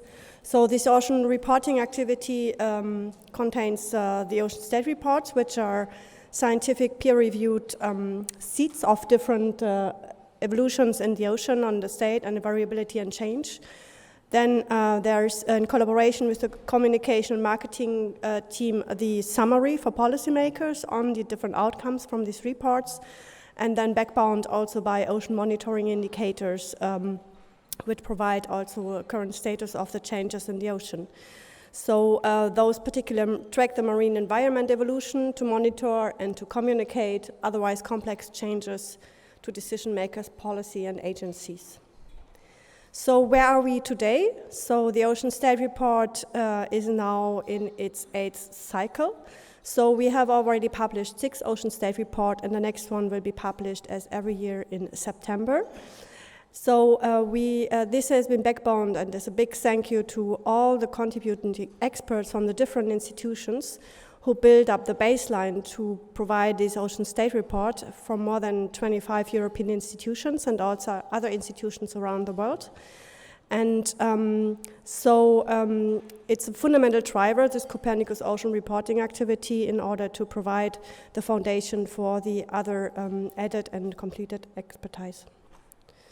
So we have also, in collaboration with the Scientific and Technical Advisor Committee from Copernicus Marine, worked on a refined strategy for the Ocean State Report to further support addressing the knowledge gaps through a better use of science-based evidence to inform policy formulation and to increase the likelihood of achieving sustainable pathways. So this refined strategy had implications for the Copernicus Ocean Reporting Framework, and particularly in order to reply to the increasing needs of European and international level for science-based evidence for variation and the changes and the status of the ocean. This refined strategy is built on 5 specific goals. So goal 1 is to provide decision and policy relevant reports on the state of the ocean and the marine environment. Also to provide Copernicus Marine internal other scientific technical stakeholders a high quality peer-reviewed pathway, so we continue on this path. And also the goal 3, to provide an annual basis, a synopsis of the state of the ocean and the marine environment, and scientific articles on interesting events of the target year, so we continue with this suite. Then goal 4, to provide incremental updates and contribute to improved understanding of the ocean state, and also to provide regular scientific reviews on the suite of indicators that inform the Ocean State Report. This particular part will be implemented with the new one, Ocean State Report 8, with a new chapter 1, which will be published next year. We have also, with this strategy refinement, we have also taken a big step forward to change also the publication. So this, we have we are contributing now to a new journal which is filling a gap of reporting, but based on peer review pathways. So this is called State of the Planet in collaboration with Copernicus Publications. And also for this, we have also a new editorial board without a big thank you, which is supporting this transition and is supporting then also the independent peer review process of Ocean State Report 7 and then the upcoming ones.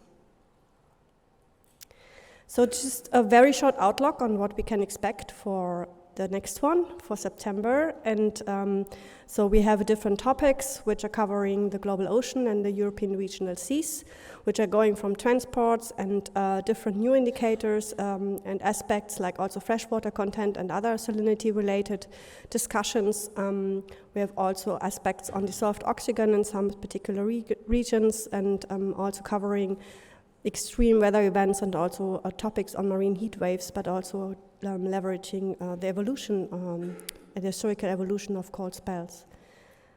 What we will have here for Ocean State Report 8, where we are about to work on this already, so it's also covering both areas, the global ocean and the European regional seas, with a lot of specific information, particularly for marine heat waves. So we will have a specific scientific suite of sections for all the regions of Copernicus Marine. And there are other events which will go to deep water formation or phytoplankton plumes or chlorophyll A trends in the Black Sea or phytoplankton plumes in the Baltic Sea. And we will also have new complemented methods with other collaborations like satellite-derived ocean heat content evaluations. And so I would like now to give the floor to Gratianne.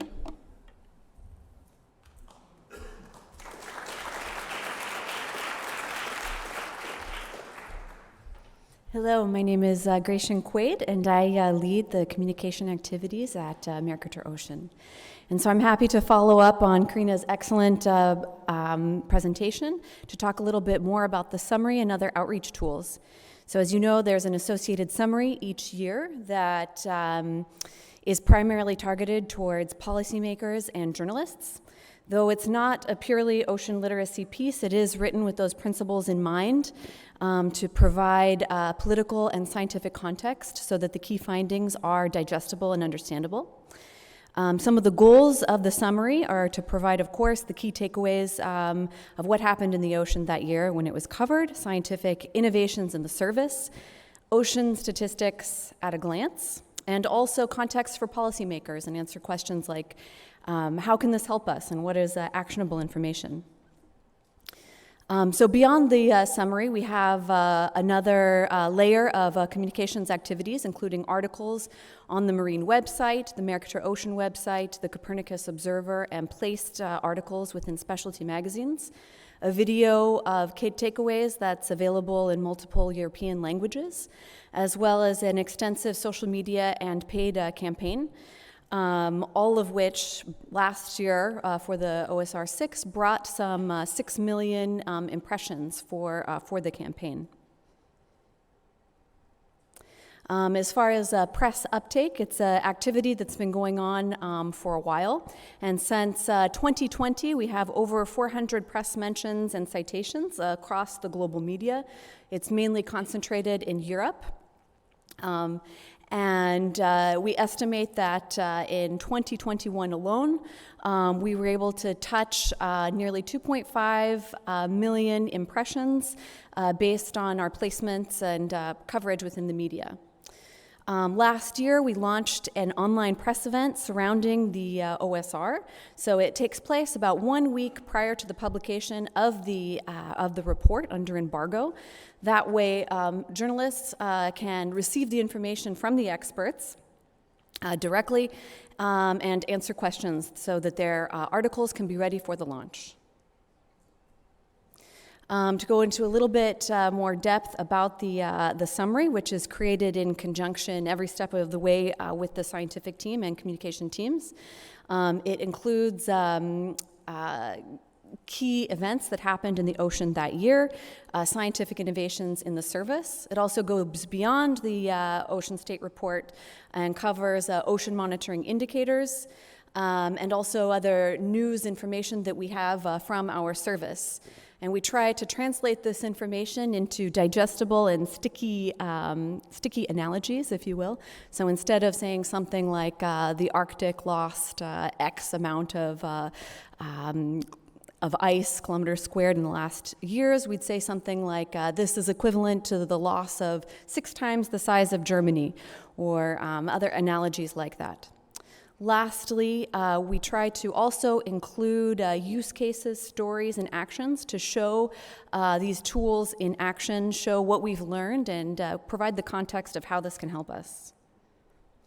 Of course, this is a tool to connect science to policy, as Karina already explained. So this helps us to explain how our data fits into ocean stewardship and into the larger frameworks of, for example, the UN SDGs and international and even national policy. All right, thank you.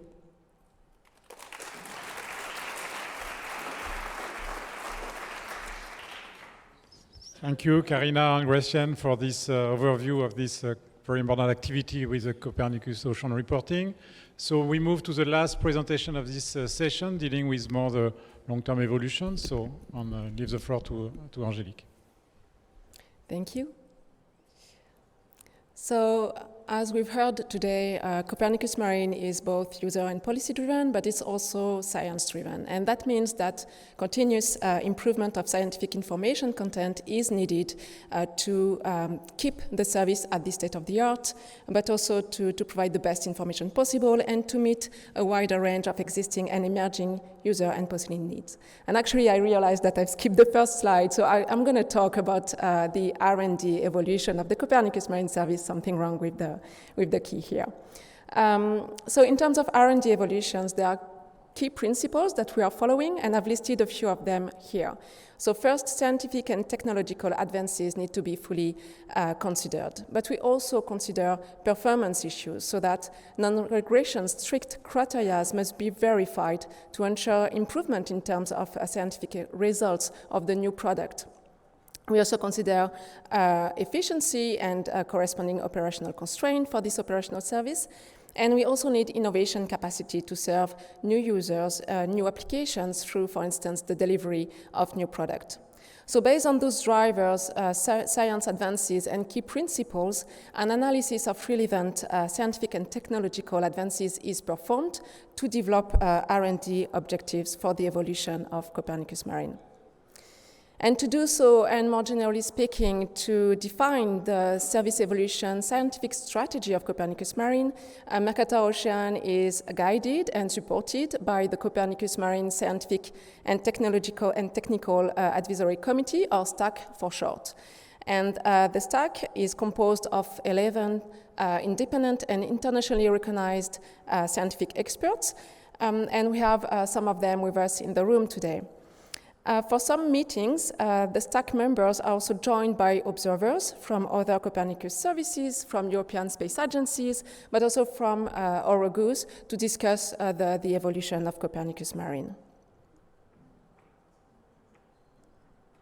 Okay, so one key document for the Copernicus Marine Service evolution in terms of science is the so-called Copernicus Marine Service Evolution Strategy, R&D Roadmap, R&D Priorities, also known as the R&D Roadmap. This document is updated every year. It's produced by Mercator Ocean with support from the STAC, and you can view it online on the Copernicus Marine website. This document notably lists the needed R&D evolutions for the 8 overarching themes covered by Copernicus Marine, and that are listed here. Now, in practice, the Copernicus Marine Service Evolution R&D program is organized with 3 tiers of activities. And all those tiers are coming with different timescales, different funding mechanisms, and different players, actors. But the overall objective is the same for all of them. It's to integrate development in operational systems. So you have here this graphic with the different tiers of activities, and with the tier 1, which is dealing with short-term evolutions for rapid implementation into operations and into the service. And this is dealt directly by our production centers, so the TAC and MFCs. And I won't discuss that today because it's been introduced by Antonio and Marina previously, and it will be detailed tomorrow. Now, for the midterm evolution, or Tier 2 activities, and the long-term evolution, or Tier 3 activities, I will briefly discuss them in the following slides. So for midterm evolutions, corresponding to evolutions with a cycle of 2 or 3 years of development, they are directly addressed by our production centers. So again, the tags for observation, the MFCs for models, through their own activities, but they are also addressed through open R&D service evolution calls that we found as Copernicus Marine Service. And those calls are covering the topics that are defined in the R&D roadmap that I've presented earlier. And for those projects that we find in Copernicus Marine, they shall lead to significant results in less than 3 years, with the potential of concretely improving the operational service in 3 years or so. So we issued the first call last year in 2022 and selected 14 R&D projects for a 2-year period. So they will be completed in July 2024. And they're covering different themes, again, that are relevant for Copernicus Marine. And you have this link on our website to know more about each project. The uptake in Copernicus Marine is expected in the following years, and it's obviously very important for us, but it's not necessarily straightforward. So we need really a strong coordination between the R&D teams and our production centers. And this is organized by Mercator Ocean, and actually the first rendezvous between all those teams will be held this week, just after this General Assembly. And for your information, I take the opportunity to tell you that the second call for R&D project will be issued in 2024, so if you're interested, stay tuned. And if you want to know more about this project as well, please come and see the teams tomorrow during the poster session. There is one poster for each project. Now moving on to the long-term evolutions of Copernicus Marine.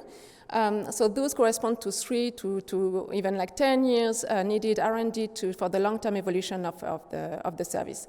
They are funded externally through Edge 2020, Horizon Europe, ESA project, national project, etc. But although they are funded externally, they are as crucial as Tier 1 and 2 activities for the sustainable evolution of the Copernicus Marine Service for its long-term evolution.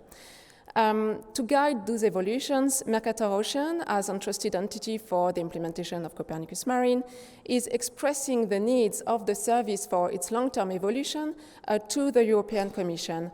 And then we have a dedicated line in the Horizon program with calls that are dedicated really to the evolution of the Copernicus Marine service. And I've shown here on this timeline the very recent or ongoing Copernicus Marine evolution project through Edge 2020 or Horizon. If you want to know more about this project, again, we have posters, so please go and see them. Then at Mercator, we are monitoring those projects, so the ones that are directly Copernicus Marine Evolution, obviously, but also other projects. And for highlights, I can say that in 2022, we completed the HIMERS project, which is dealing with the NEMO ocean modeling code. And we are monitoring Seamless, which is a project dealing with coupled physical biogeochemical data assimilation. In 2023, we kicked off the new Copernicus Marine Evolution project called Nekton, and I will come back to this one, but also other projects relevant for Copernicus, such as Copernicus Marine, such as ICEberg for icebergs, and EDITO for the digital twin of the ocean. Of course, we need to uptake the development from those projects into the operations, into Copernicus Marine, so we are organizing interfaces between those projects and Copernicus Marine to really foster this uptake. And for that, we are notably contributing to the long-term exploitation of the projects, which correspond to a potential integration in Copernicus Marine. So a few words about Nekton, this new Horizon Copernicus Marine Evolution project, which is dealing with marine biology. So Nekton stands for New Copernicus Capability for Trophic Ocean Networks. And the overall objective is to enable Copernicus Marine to deliver products that inform marine biodiversity conservation and food resources management by fusing innovative ocean ecosystem models and new data. The project will run until 2026. There is a website if you want to know more, and basically the idea is to move from the left side of this picture to the right side of this picture after Nekton for Copernicus Marine. I'd like also to say a few words for the longer-term evolution also on the new call that was issued last year, actually, in Horizon, targeting the long-term evolution of Copernicus Marine, and this one was targeting coastal zones. So this call was closed earlier this year in March, and the overall objective is to develop an advanced and seamless monitoring and forecasting of the ocean from global to regional scales that are already done in Copernicus Marine to coastal scales, to better constrain the coastal applications and models developed at national to local level for several applications. So the topics to be addressed with the upcoming selected project will be the co-production of coastal ocean forecast with member states, the development of new pan-European satellite-derived observation and in-situ observation also for coastal zones, improved land hydrology forcings for the ocean, and demonstrations for different coastal applications and for models developed at the national to local level, as well as the use of digital innovation and facilities. So this slide, I might skip it. It's just to illustrate really how we deal with this organization of the R&D activities to target like a new evolution, which is here the coastal extension of Copernicus Marine, which has been approved by the European Commission in last December. And this is organized again with short-term activities with our TAC and MFCs, mid-term activities with R&D project that we fund directly, a new product through new calls for production, including satellite-derived bathymetry and high-resolution surface winds, and then the long-term evolution that is dealt with H2020 Horizon project especially. Now I've discussed mostly R&D and the scientific evolution of Copernicus Marine, but again, the overall objective is still to integrate all those developments as much as possible into the operational service. And for that, we need a research to operation process, which again is something that is not necessarily so straightforward. So to do that, we have a clear process with every system and product evolution, which is managed with a series of formal review by Mercator Ocean for Copernicus Marine. And you can see here this process and the timeline. You can see that it starts quite early, so mostly 2 years before the entry into service, before the catalog is updated, with different steps, with a specification review, then a system configuration and a design review, then we do pre-operational trial, we have an acceptance review, and finally we can transition into operation. Thank you.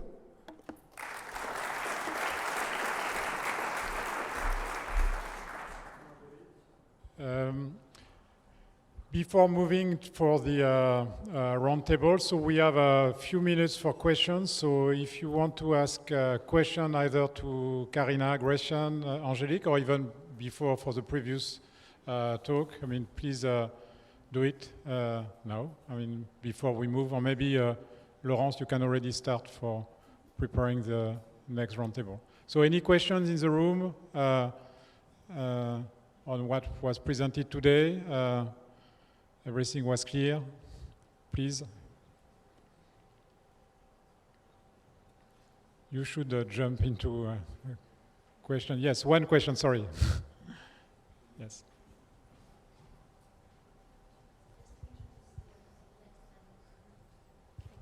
So just to introduce to the next panel, could this last presentation was mentioning this Horizon call for the coastal services. How will that communicate with the call for tender that was done with, within the Marine Forum and user engagement? So if you could discuss a bit, thank you. Okay, I will make a short answer. This is part of the overall strategies that we have for the coastals or the R&D issues, and those are tackled through this Horizon Europe on the Service Evolution Project. And then we have also to organize the partnership with member states through this Marine Forum and National Collaboration Forum. So we are working on the two aspects. Of course, this is fully coordinated at the level of Mercator. So all the user engagement projects that we have are really working on this link with member states, organizing the interface and so on. But we know that in addition to that, we also need to set up some research and development activities. So there are the two sides, but this is managed simultaneously at Mercator level. I think this was a good introduction, by the way, to the next part of the General Assembly. So we'll move to the different roundtable. So I leave the floor to Laurence, who will chair the first roundtable. Thank you, Pierre-Yves. So before inviting the members, 5 of the members of the Marine Forum on the stage, I'm going to provide with an overview of the strategy and the implementation of the National Collaboration Program. So I have a 10-minute presentation, and then I will invite members of the Marine Forum from Portugal. So Carolina, you will be invited on the stage. There is Laura Tuomi from Finland. There is Alexis Foussard from France. There is Gada El Serafi from Norway, which I see from the Netherlands, sorry. And Henning Vedder from Norway, sorry, I will get there, who is going to be here online today. So let's start with a few slides to introduce you with the National Collaboration Program and the Marine Forum, which are 2 key instruments to co-design and co-produce the future of the coastal marine service, which is another instrument than the one that Angélique just introduced you, which is the R&D part of what we are talking about today. So my presentation is going to introduce you with what is the National Collaboration Program. Then I'm going to have a few words of what is the Marine Forum. So again, those 2 instruments are key instruments to co-design and co-build with member states the future of the Copernicus Coastal Marine Service. And I will also very briefly talk about the Copernicus Coastal Thematic Hub that Muriel is going to develop much more widely afterward in the next session. So first, what is the National Collaboration Program? So which context are we developing this? So there is a need to better support member states, EU member states, and EU contributing state activities. There is a need to improve the uptake of the Copernicus Marine data at national level. There is a need to develop joint work between us and member and collaborative states, and also to understand what is expected from them, and to better understand each national context, which are each different. So in order to develop this National Collaboration Program, in parallel, we have a new, as Angélique was presenting just before, we have a new pan-European integrated service for the coastal ocean, which is going to develop new coastal zone monitoring, high-resolution data. And there is also an action to co-design and co-produce with member states. So the National Collaboration Program is another instrument in order to co-design and co-build the future Copernicus Coastal Marine Service with, again, a focus on EU member states and EU contributing states. So it's 27 member states plus 2 contributing states. So this National Collaboration Program is a set of open call for tender with 2 objectives, 2 implementation phase, and 2 actions. The 2 objectives are the following. First is to reinforce the downscaling collaboration with national marine coastal monitoring activities, and then to support member states with the implementation of environmental policies and directives.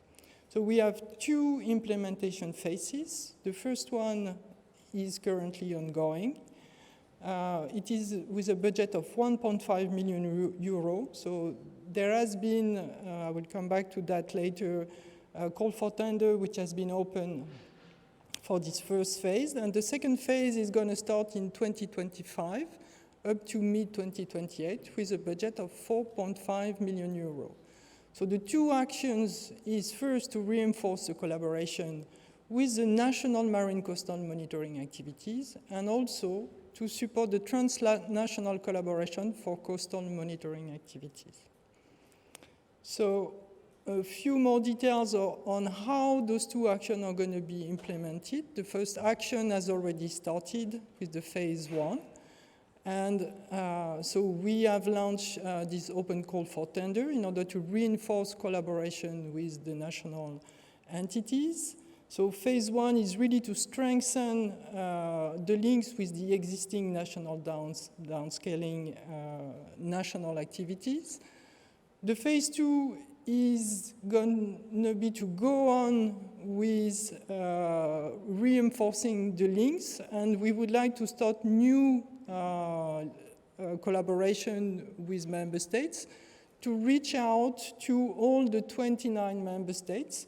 With the first set of call for tender, we have been able to reach out to 15 member states, but we need to ramp up in the phase 2. And we would like also to propose as an option for each of the contractants at member state level to redistribute their national coastal data into the Copernicus Marine catalog. So we would like really to start through those actions the building of the future Copernicus Marine Coastal Service. And the action 2 will be implemented in the phase 2, which is going to start in 2025, in order to support, again, transnational collaboration with new cross-border collaboration, and again, the redistribution of the data at national level into the Copernicus Marine Service catalog as an option. So to go into more details of the call for tender that took place this year for the phase 1. So this call for tender was focusing EU member and contributing states. It was asking the use of the Copernicus Marine data to support policies and EU directive, and also the use of the Copernicus Marine data to build downscale national ocean coastal operational monitoring solution. So this call for tender was launched early this year in January. It closed in March, and the selection committee took place in May. And we had 27 proposals received from 17 countries, from which we selected 15 proposals with a budget of 100,000 euros for a period of 18 months. And all those 15 projects are going to start in July. So now a few words about the Marine Forum. The remote is not working anymore. Here we go. So this forum, which we call the Marine Forum or the National Marine Stakeholder Forum, has for objective to foster deeper interaction with the member and contributing state in the marine domain, to contribute to a better integration of what we do with the asset and contribution and expectation from the member states, and also to co-design and implement the action with member states in the coastal marine area. The outcomes are to co-design and implement the next Copernicus Coastal Marine Service, as I was saying earlier, to co-design and implement action with Copernicus member states for marine policies, and to help improve proposition to the Copernicus User Forum and the Space Program Committee, which is the governance area with the European Commission and all the member states.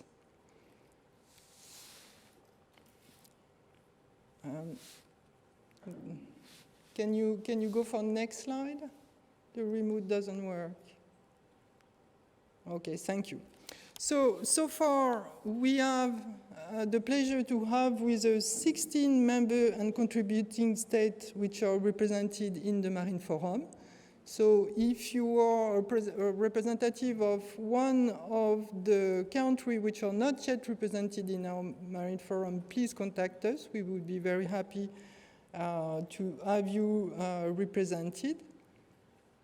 And the terms of reference of this group is, so it is a group which members are nominated by their respective national government.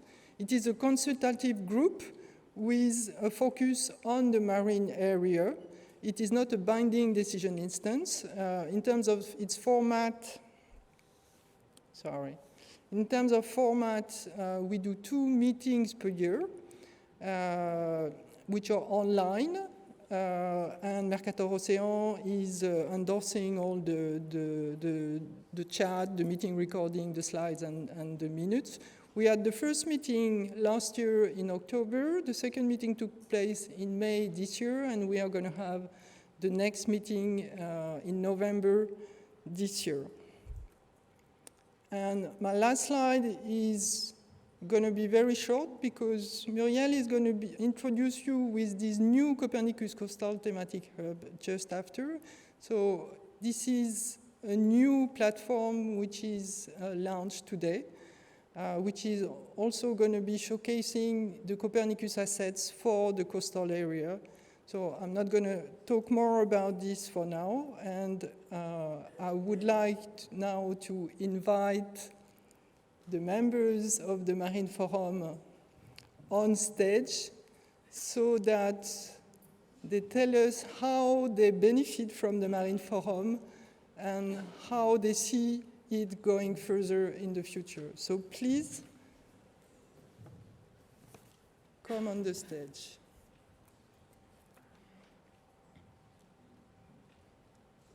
So, I don't think so. Yeah.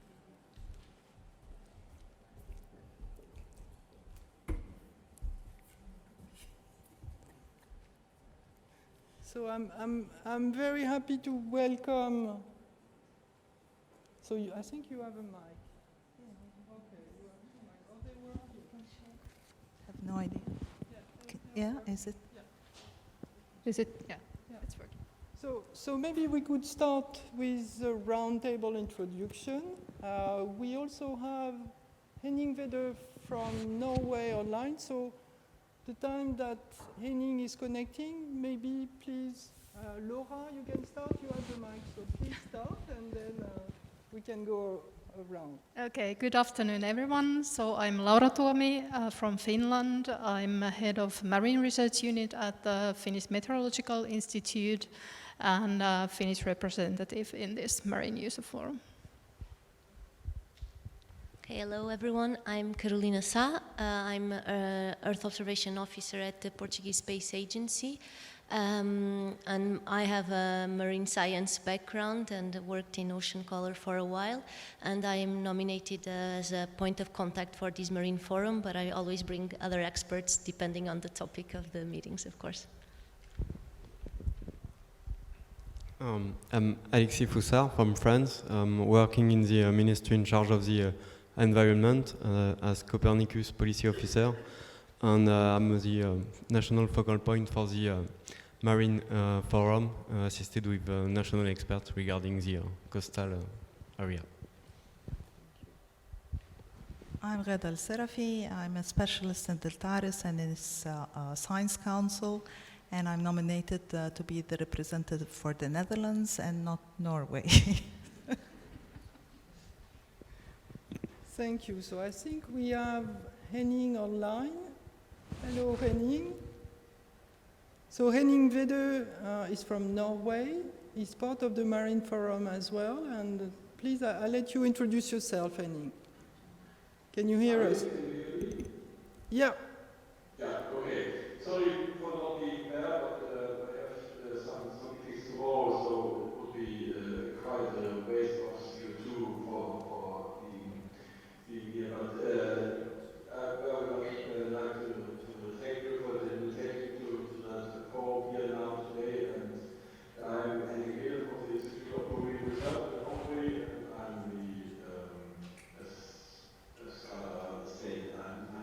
the Norwegian representative, collecting the input from the Norwegian institutes and experts. Okay, thank you, Henning. So my question is going to be very simple, and I would like to ask each of you as a representative of your member state, of your country, what are you expecting from the National Collaboration Program and from the Marine Forum? So maybe we could start with you, Carolina, for Portugal. Okay. Okay, thank you. Thank you for the invitation of being here and discuss this topic. So for us, I think it's very important to be close to the community that uses the data, because that brings ownership and that also makes the providers to understand better the needs they have. So I think this Marine Forum will allow to be closer to these different communities. It will allow them to communicate amongst them also, of course, so share their experiences and their problems, but also to understand what is specific of their needs and their regions. And maybe some might need some capacity building, different than others, so I think this is very important to really discuss with them what they need and adjust the activities to each country and to each reality. One thing we expect also is a long-term perspective, so not just an action that happens and is an event of awareness, but something that goes on through time, that allows engagement of this community in the long run. And also to have some funds to really build that last mile that's sometimes missing between what we have already and what is being produced by the service itself. So just as a first to start. Thank you, Carolina. So same question to you, Laura. So you are representing Finland. How do you see the collaboration with the Marine Forum, and how do you expect the national collaboration program to benefit to your country? Okay, thanks. So first of all, it's really nice to be here and already to listen to all the nice progress that there has been in the service. And I think it's nice if we can collaborate more on sort of providing the information, so what is going on, and as was said, to also the long-term balance. When we are planning our coastal services, for example, we need to know what will be provided by the Copernicus Marine service in the future years, so we can adapt to that and design some sort of additional value for our coastal areas. And also in, of course, discussing and providing the regional information that we have, so that you can benefit on the expertise in developing the service. We heard about the R&D calls. I think that there are definitely in the different member states ideas that what needs to be developed in the service for it to better serve them. And also I think it was in Marina's presentation, this balance between the homogeneity and diversity in the, for example, in the monitoring and forecasting systems. I think the coastal states are experts in knowing what is in their region, the things that you need the diversity and not go for the homogeneity in the system. And of course, then discussing with the other member states where things are going in the coastal services and what we can benefit and learn from each other as well. Thank you, Laura. So now for you, Alexis, so you are representing France in the Marine Forum. So how do you think it is an asset to co-design and co-build the future of the coastal marine service? Yes. Please. Thank you for the invitation and for the question. There are maybe two timelines with your national collaboration program on your Marine Forum. First, there will be some really short-term benefits with the user engagement call that you have presented that will help to boost the uptake of the Copernicus Marine products by national institutions who are operating coastal models. So that will be a very direct benefit, and this is the same idea that the other Copernicus services, atmosphere and climate, for instance, are starting to do to boost the uptake by national institutions. And one very good thing with the marine service approach is that we will have this common object, which is the coastal model operated by national institutions that will serve as a basis for discussion within the Marine Forum, and we will have very concrete feedback from this project to have more concrete exchange either with the Marine Service and also to have exchange with the other member states and to help us to understand what are their needs, where do we have common needs, and how we can design the next generation of the Marine Service to fill the gaps that might exist at the EU level to really support the national institution in using the CMM's products. Thank you, Alexis. So now, Gada, the floor is yours for the Netherlands.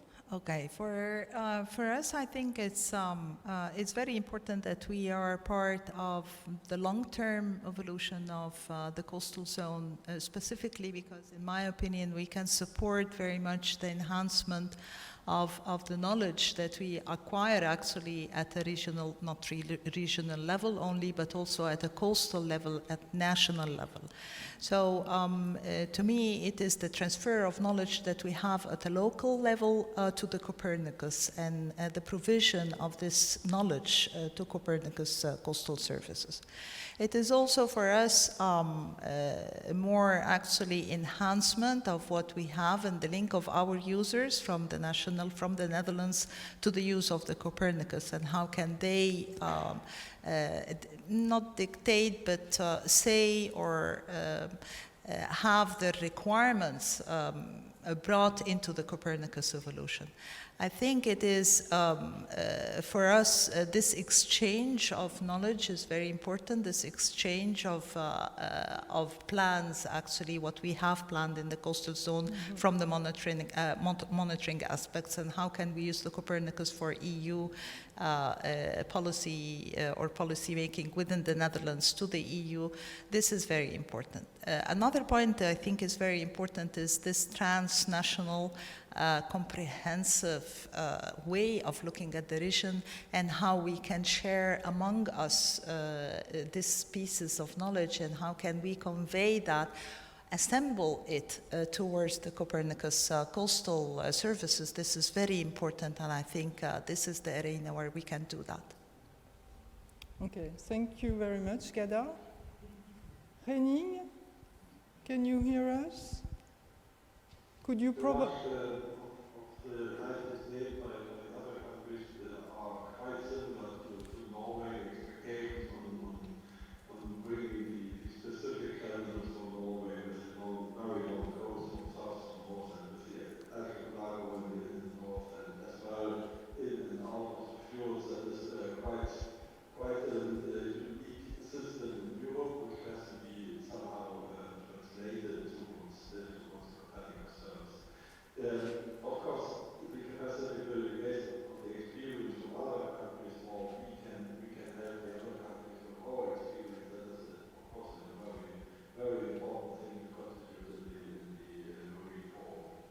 We're very much open to learn the lessons learned from the other countries. So that is a very strong motivation to be part of the Marine Forum. And in addition, we need the collaboration on these different boundary issues, such as long distance transport or pollution or diseases, which is then the cooperation with the other countries is strongly necessary, and that I always has the hope that it will be improved by the Marine Forum, the exchange of that. Thank you, Henning.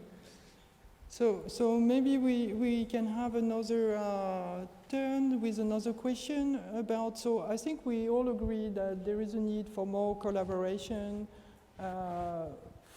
between Copernicus Marine and the member states, and also among member states altogether, that we share the knowledge in order to really, as Alexis was saying, to bridge the gap towards the future of the coastal Copernicus Marine Service. I would like you to be now more specific about the the barriers and the pros and cons that you see towards reaching this coastal service. What do you think is really the key activity that we need to tackle in the coming years in order to be able to co-produce together this coastal service? So maybe please, Carolina? Yeah, so I think we need to really understand the landscape in each country, because they are maybe totally different, and there are different scales within each country also of users. So there will be a national institution that can do something national-wise, but there are local communities that use different types of information. And what I've gathered from all the interactions I've been having with users is that sometimes we understand what they need and we go and build the product, but we forget that they already have a system running in-house. And that product does not just feeds in automatically in that system, and they don't have human resources or funding for the infrastructure to make that product get inside that system. So I think that is something that we need to work on, and having this closer cooperation, maybe we can design better something that can really be used operationally national-wise or local-wise, depending on what scale, because that is the thing that I think it's missing when we say it's user-driven, user requirements, but then there is the users in the daily basis that sometimes we miss that. And it's very different from different countries and from different institutions. Okay, so maybe Laura, you can provide us with the views from Finland. Go ahead. Okay, I also agree that it is sort of understanding what the users need, and also I think there are systems, coastal systems that are in different states within one country and also in different countries. So there are services that are already operational and need sort of the strengthening, as you had in the first call. We have a lot of services that are close to operational but need a little boost in order to go there, and then there are probably services that don't need to be operational in near real-time sense, but can be on demand, for example, for some policy work. So understanding all this and where we are in the different countries and how we can best help them to build the systems and provide them. And then, of course, understand if it's the requirements are in sort of in the R&D side, so we need to develop our models for them to work in the coastal areas, or whether it's the operational part or some data that is needed. So really the discussions and understanding what is needed and then starting to build together from that. Thank you, Laurent. Maybe Alexis, you want to add? Yes, I agree with what have been said previously, and one important point that could be provided by the first user engagement call by the framework of the Marine Forum is a clear mapping of what are the existing capacities and the existing assets at national level, also since they are really evolving with time, and so there is a lot of work done by the Marine Service to map this asset, and the Horizon Europe call on coastal modeling will also help to identify what are the assets at the maybe more the research stage, and the Marine Forum can provide complementary information on what are the most operational assets, and to help us together identifying what are the common needs of this national system in terms of input to be provided by the co-design marine service, whether it be some large-scale modeling capacity by the marine service or by coastal observation. You mentioned previously the high-resolution SAR winds, for instance, so to identify such kind of common needs across the national operators. So I think the Marine Forum provides a very nice framework for doing that work. Thank you, Alexis. Please, Gala. Yeah, of course, I totally agree with all of the colleagues here. I would like also to add, I think, in my opinion, the challenge would be one system serving all member states and all member states fitting in one system, or providing data to one system. This is a huge challenge. Every system is totally different. I'm talking about temporal resolution, spatial resolution, and then the boundary conditions. Now I'm talking really like an expert, but okay. So I think it's a huge challenge, and we have only by talking with each other and describing the status of the systems that we have and what is the requirement of each system, only then we can harmonize the requirements to serve all member states. Let's not forget that every region is also different, and there are countries very unfortunate that they are lacking behind in having operational forecasting system. And I think this is one thing that we can do to enhance and take them by the hand and maybe transfer the knowledge also to other countries and discuss how we can help as a community of member states each other to serve this point. Thank you, Gela. Henning, do you want to also add and pinpoint what are going to be the key issues to tackle in the coming years in order to co-produce this coastal service? Of course, I would really like to take up the things which were already mentioned by Alexei and Karina, that there's quite a difference in quality or in development of these coastal services in the different countries.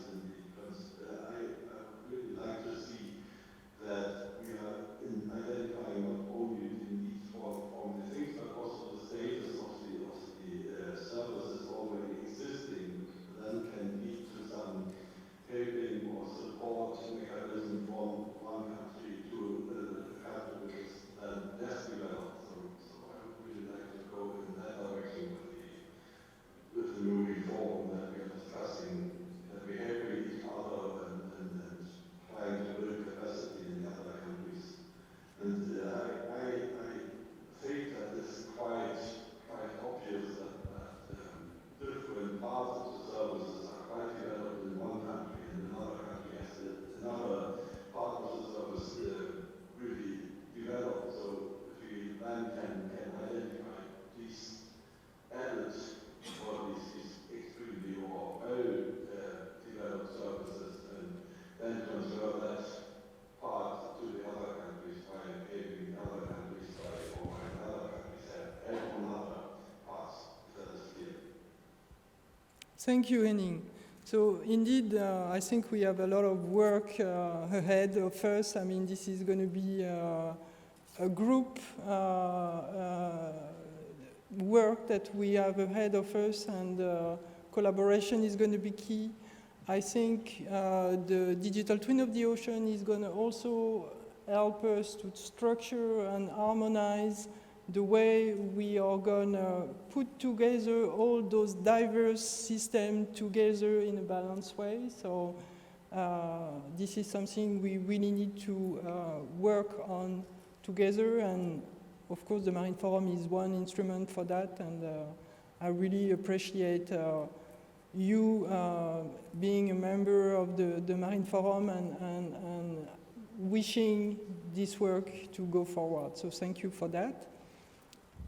I think we are going to stop here this first round table. So thank you very much to all of you for being here today and for being and attending the Marine Forum and being supportive of the work of the Copernicus Marine Service.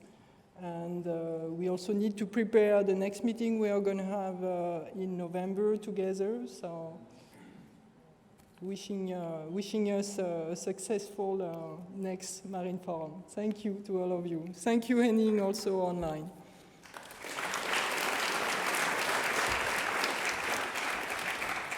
Merci. Thank you. Thank you.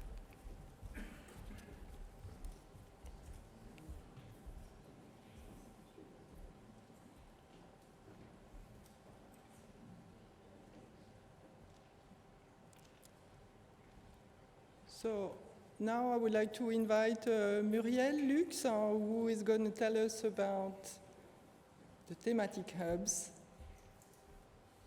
So please, Muriel. Thank you. Thank you. Good afternoon, everyone. Not sure how it works.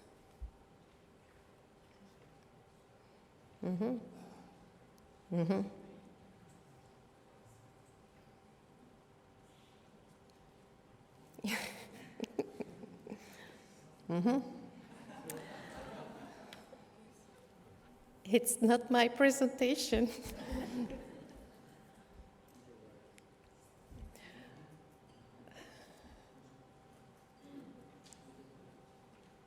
That's all? Okay. Well, thank you very much. I'm here to talk about the Copernicus thematic hubs. And first, I will have a simple overview of what are the Copernicus thematic hubs, and then I will invite some guests, actually the contributing, the interested entities who have collaborated with me to build these hubs. So let's start. Next slide. Well, what are the Copernicus thematic hubs? They have an overall objective. Is it to facilitate the access to data and enable both new and existing users to take advantage of Copernicus? They must help implement European policies to facilitate the use of Copernicus at national to local scale, to cross-fertilize between Copernicus services, and to facilitate the thematic collection of needs and gaps. This is very important. Next slide.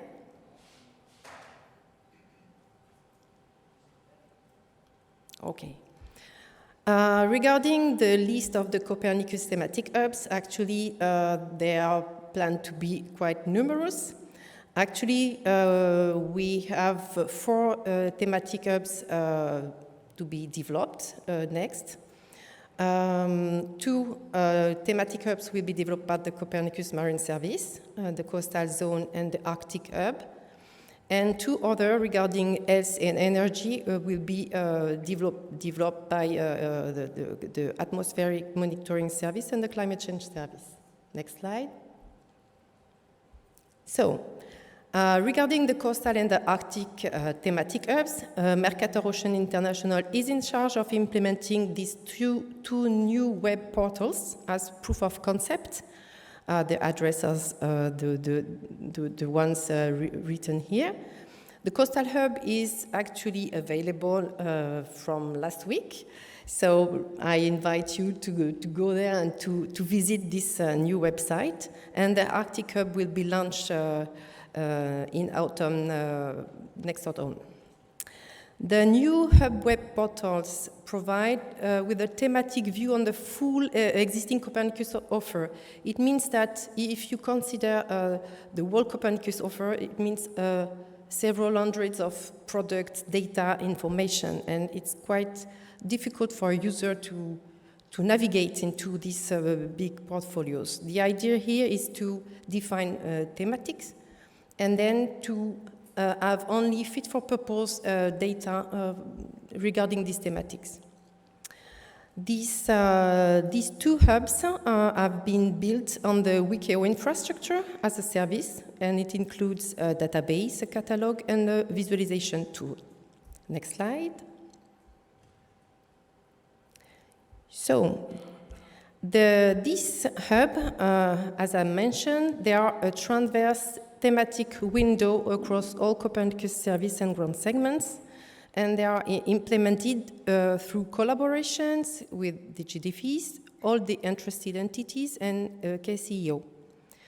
I would like to thank all the interested entities and all the contributors to this thematic hub for the very fruitful and responsiveness of the discussion we had. And this had allowed selection of thematic products throughout the Copernicus portfolio, a selection of use cases to illustrate how this data can be used. And next slide. And we will also benefit from the user support with 2 level user support. The level 1 that includes a chatbot and a help center and 2 dedicated email address to ask questions. And the level 2 user support that are for the interested entities to reply to a particular specific question. All of this rely on the WCAO Jira tool that is already in place. Next slide. What is the planning of these thematic hubs? It was quite short. So we had preparatory work from October last year until May. And then we launched today the proof of concept service for the Coastal Hub. And we will launch in October, I guess, the Arctic Hub.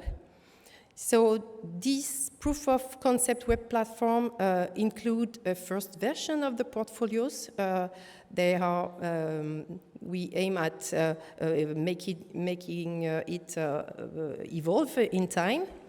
We will have an active user support to help these new users, these thematic users, to navigate and to collect their feedback.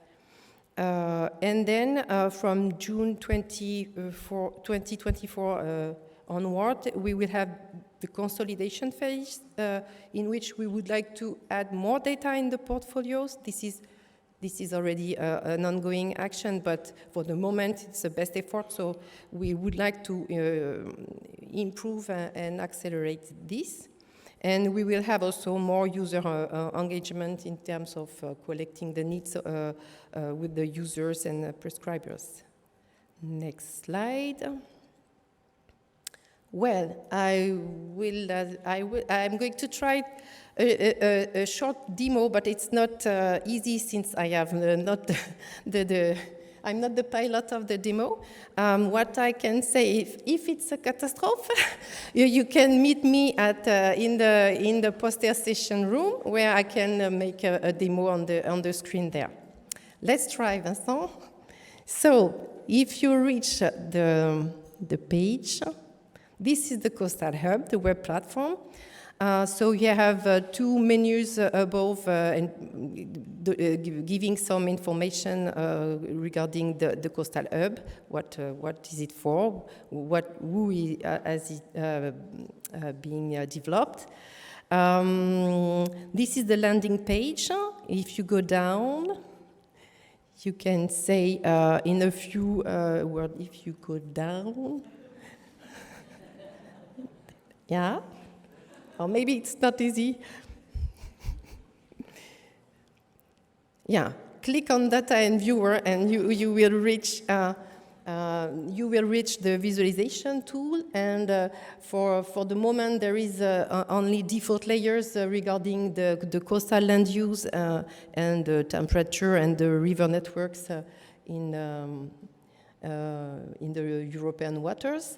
But it's interesting to see in this viewer that you can have the superimposition of the data coming from different services. And I think that in the context of marine spatial planning and so on, it could be very useful to be able to combine this kind of information. And if you zoom out, and you try to add layers. Yes. Click on it. Yeah. You will reach the portfolio as it is in a WCAO, where you can select the reduced portfolio dedicated to coastal zone here. And you can select the service, you can select the variables, and so on. We have also go to the use case. If you click on use case, we have a kind of thematic page illustrating for first 3 preliminary topics, what are the use case in terms of coastal zone. So we have defined here 3 thematics, the water, the pollution, and the spatial planning. If you select one of them, you reach a page in which we have gathered different use cases coming from the different services, illustrating the thematics of water and the policies related to water coming from different services. Actually, this service is based on existing material, but in time we would like to create specific thematic use case with the specific thematic users. Could be more useful. So that's it. So I invite you to come to me in the poster session so to have a more detailed overview of the hub. Thank you. So now, next slide, please. Oops.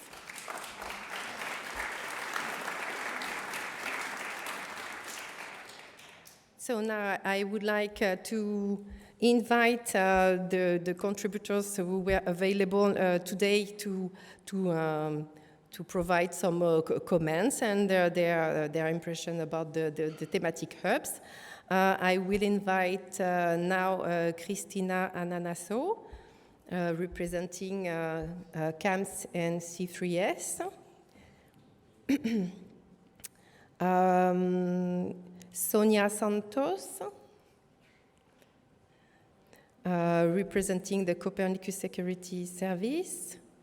We have also Michael Shirley, representing the Land Service. Hi.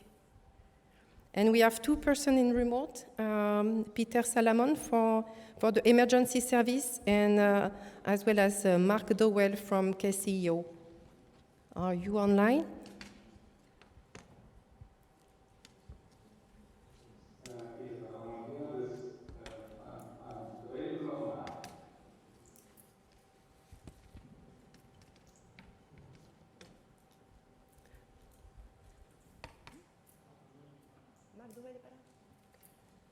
Okay.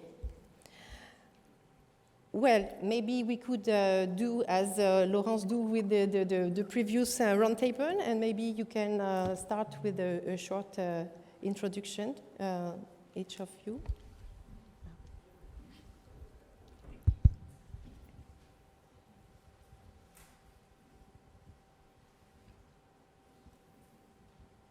Can you hear me? No? Yes? Okay. Cristina Ananasso, I'm pleased to be here, and I represent the Copernicus Atmosphere Monitoring Service and the Copernicus Climate Change Service that are led by the European Center for Medium Range Weather Forecast. Good afternoon. I'm Michiel Charlet, and I'm representing here the Land Service. As you know, the Land Service has two entities, entrusted entities. One is the European Environment Agency in Copenhagen, and the other one is the GRC with the bases in Italy, and together we manage the Land Service. Up to now, let's say it was more or less split geographically, Europe and global, but due to resolution, frequency and products, etc., these splits will be changed, and there are some synergies there. From the EA, nobody's here because I presume it's the Danish national holiday today, apart from being the World Environment Day today, so it's quite important. Thank you. So, hello, good morning. I think he's already working mine also. So, thank you very much for the invitation, Muriel. So, my name is Sonia Santos. I'm the coordinator of Earth Observation Service in EMSA, so the European Maritime Safety Agency that is localized in Lisbon. So, this part of the Earth Observation Services encompasses mainly 4 services. So, the CleanSeaNet, that is set up and developed by EMSA since 2007. That is this pan-European oil detection service based on space data. Also the support to emergencies at sea, so mainly on the oil pollution part, but also, and very important, on search and rescue.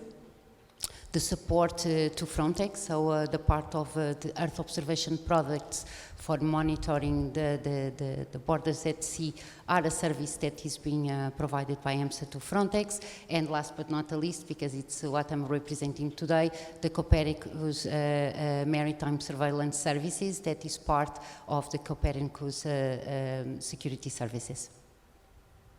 Thank you. Peter Salamon? Yes, hi everybody, good afternoon, greetings from Istra actually. Indeed, my name is Peter Salamon. I'm representing the Copernicus Emergency Management Service. I think I hope most of you know the service already and how it's structured in basically 3 components. But basically what we're trying is with all our work on our service products to support civil protection, emergency response, also prevention and recovery phases of disaster risk management. Okay, thank you. Well, I've prepared a few questions to showcase the usefulness and the usefulness of this thematic hub. First of all, so you are free to answer to any question. First of all, I would like to ask you what will the Copernicus thematic hubs allow to support better the evolution of your service? Do you think that it will bring a collection of needs, a thematic collection of needs that can be more useful? What is your opinion about that? One of you? Can I start with this? Okay, fine. Thank you for the question, and again, thank you for having invited me here. So for sure, and probably for the first time, all the entrusted entities and then all the services are working together to develop a cross-cutting new way to approach the user. This is, in my opinion, really a game changer in the Copernicus program. Probably before was not possible to do so because we were really focused on the development and the implementation of our own service. Collecting feedback from the user is usually, is since the beginning one of the key elements of the program in general and of our services.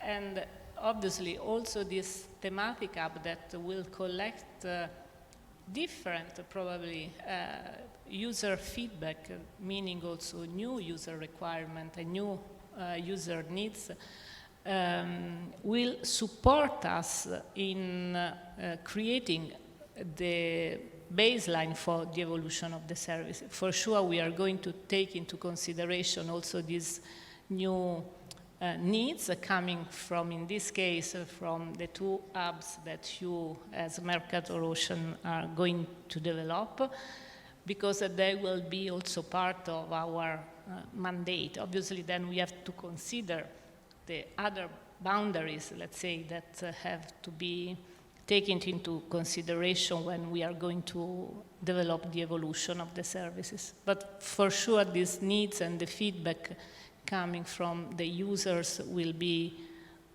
taken into consideration. Thank you. Yeah. Okay. It's true, Christina, that we have been discussing a lot and more than before, and it was very interesting to discuss about a list of products. Oh, this one, do you know this one? It's a better one. It was fine. Yeah. Okay, no, so yes, Copernicus is a user-driven program. So basically, user connection, user feedback is in our blood, let's say. And through the hubs, I think and I hope we can address a very targeted community of users. And so we get probably more direct feedback for certain products. Also specific, I think, specific links with the policymakers, national, but also the DGs, where we can get direct access then to feedback from these people, because coastal areas, I mean, there are a lot of, how would I say, policies, regulations, which come together there. They are very important areas. And so the feedback from there is very important. And as an example, for instance, okay, and it's already visible on the hub, the coastal zone land cover, land use map was improved basically already through that in view of establishing the hub, and so it will be an ongoing process. So there was a whole stakeholder exchange and contact, and that made that this product for this specific area, which is in Europe anyhow, 720,000 square kilometers, was updated, was adapted to the user needs, so the requirements of the product were adapted. Land cover, there were 71 classes in this area, so it's quite important. Also, the change monitoring was established for this land cover, land use mapping, which was not specifically done before. So now it's done in coastal areas at a higher frequency. And in the future, of course, we will have the same resolution, 10-meter mapping width, but also higher frequency, yearly at least, sub-annual, up to probably even monthly frequency. So I think that will help a lot. And that will again stimulate and feedback from all these users to improve all the other products. And because there are a lot of other products such as the Urban Atlas, Riparian, Natura 2000, biophysical variables at various resolutions. So we really, up to now, let's say we were a bit technological driven, if you want, but I think that will be a positive evolution and allow adaptation of the products in a very user-oriented way. Nice, thank you. Sonia, you want to add something? Yes. So, in fact, implementation of these Copernicus hubs is enhancing the uptake between the Copernicus service and data, but also the connection between specific sectors. So it means that until now we have developed the Copernicus service within a little bit more in terms of a pillar, and now this one is becoming to integrate all the knowledge, the specific knowledge of all Copernicus, also voicing the users of each Copernicus services, allowing to develop first to be much more connected to an horizontal user need. So as Copernicus Security Service, we have a different access to data policy, so we don't have an open data policy, is only available to authorized users. However, for our services, we use several products from the marine service.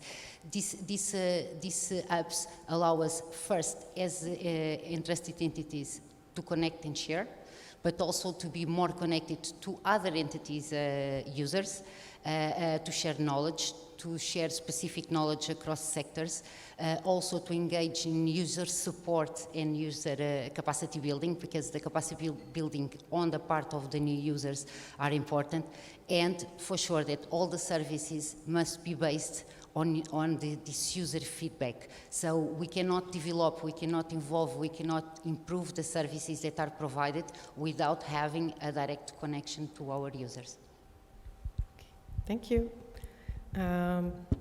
Peter? Yeah, I think I will, basically a lot has already been said by the colleagues before, but I think for us also that there are two key elements in the planning house. First, we expose already existing products that we have as part of the purchasing national service to maybe new user groups. Our service is very much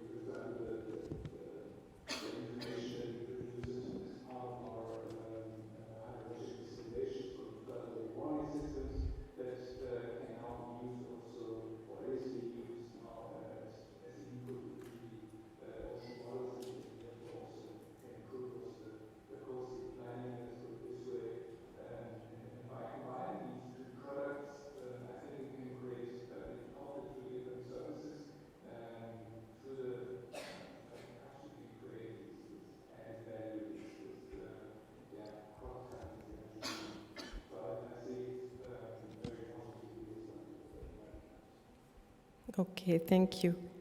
Finally, when we discussed, we answered the first question, we also answered my last one, which was about, do you think that the Copernicus thematic hubs could help to cross-fertilize between services? The answer is yes, because yes, all of you talked about this discussion, this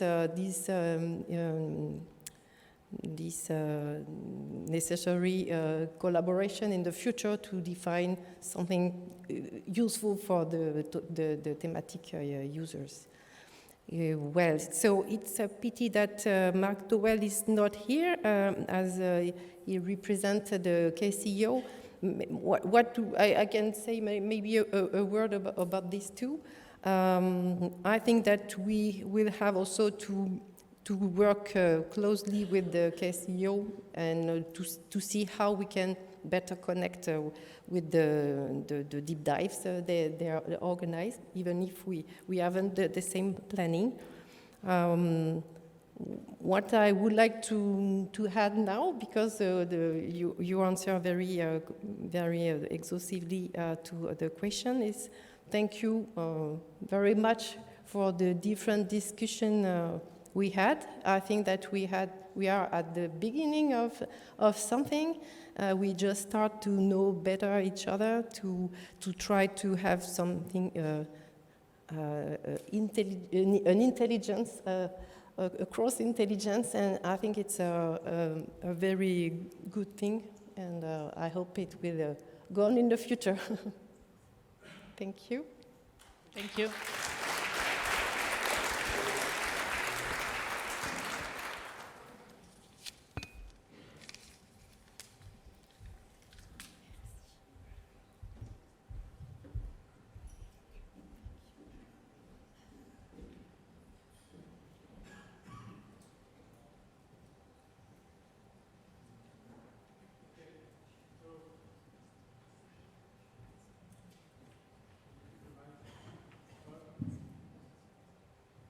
Yes, okay.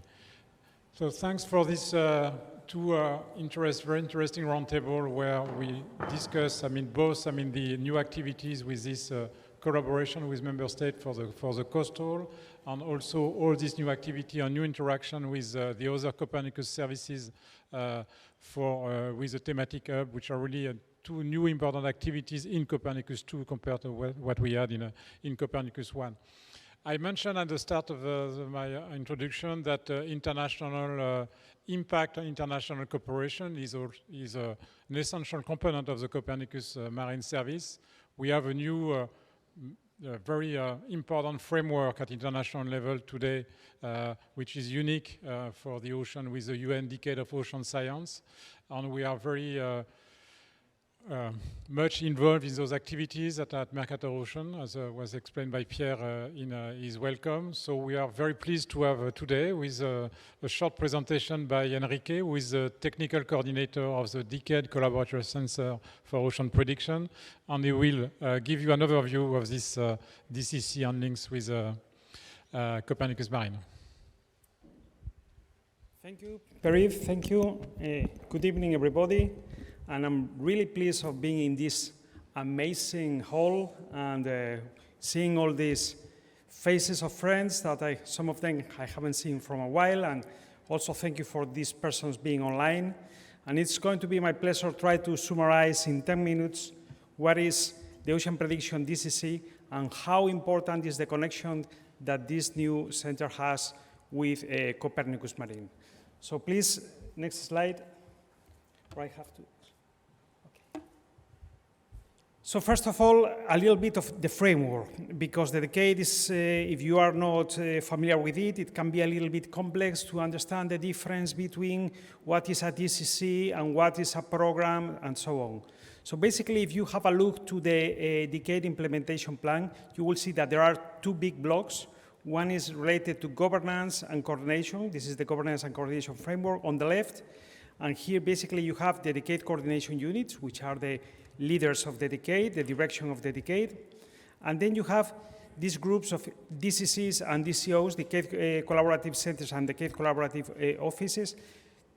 There's no big difference between these two for the sake of this presentation.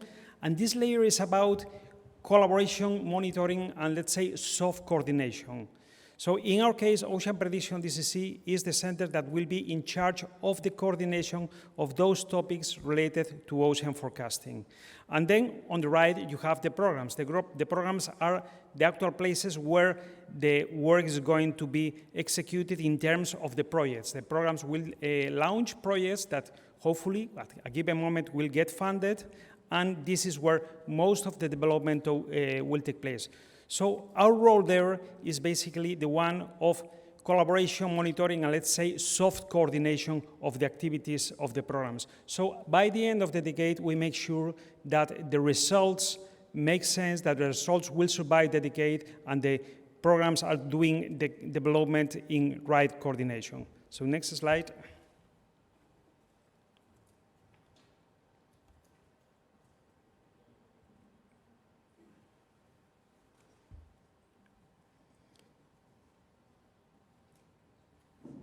Is this one? Okay. Sorry, wrong button. Okay, thank you. So I'll explain to you the two main pillars that we have on Ocean Prediction DCC. First one, and maybe the most important one, is this community that we are building, a global and transversal community. We are building this community around ocean forecasting, and we are structuring it around what we call the regional teams. The regional teams will be in charge of promoting the implementation and use of ocean forecasting systems worldwide.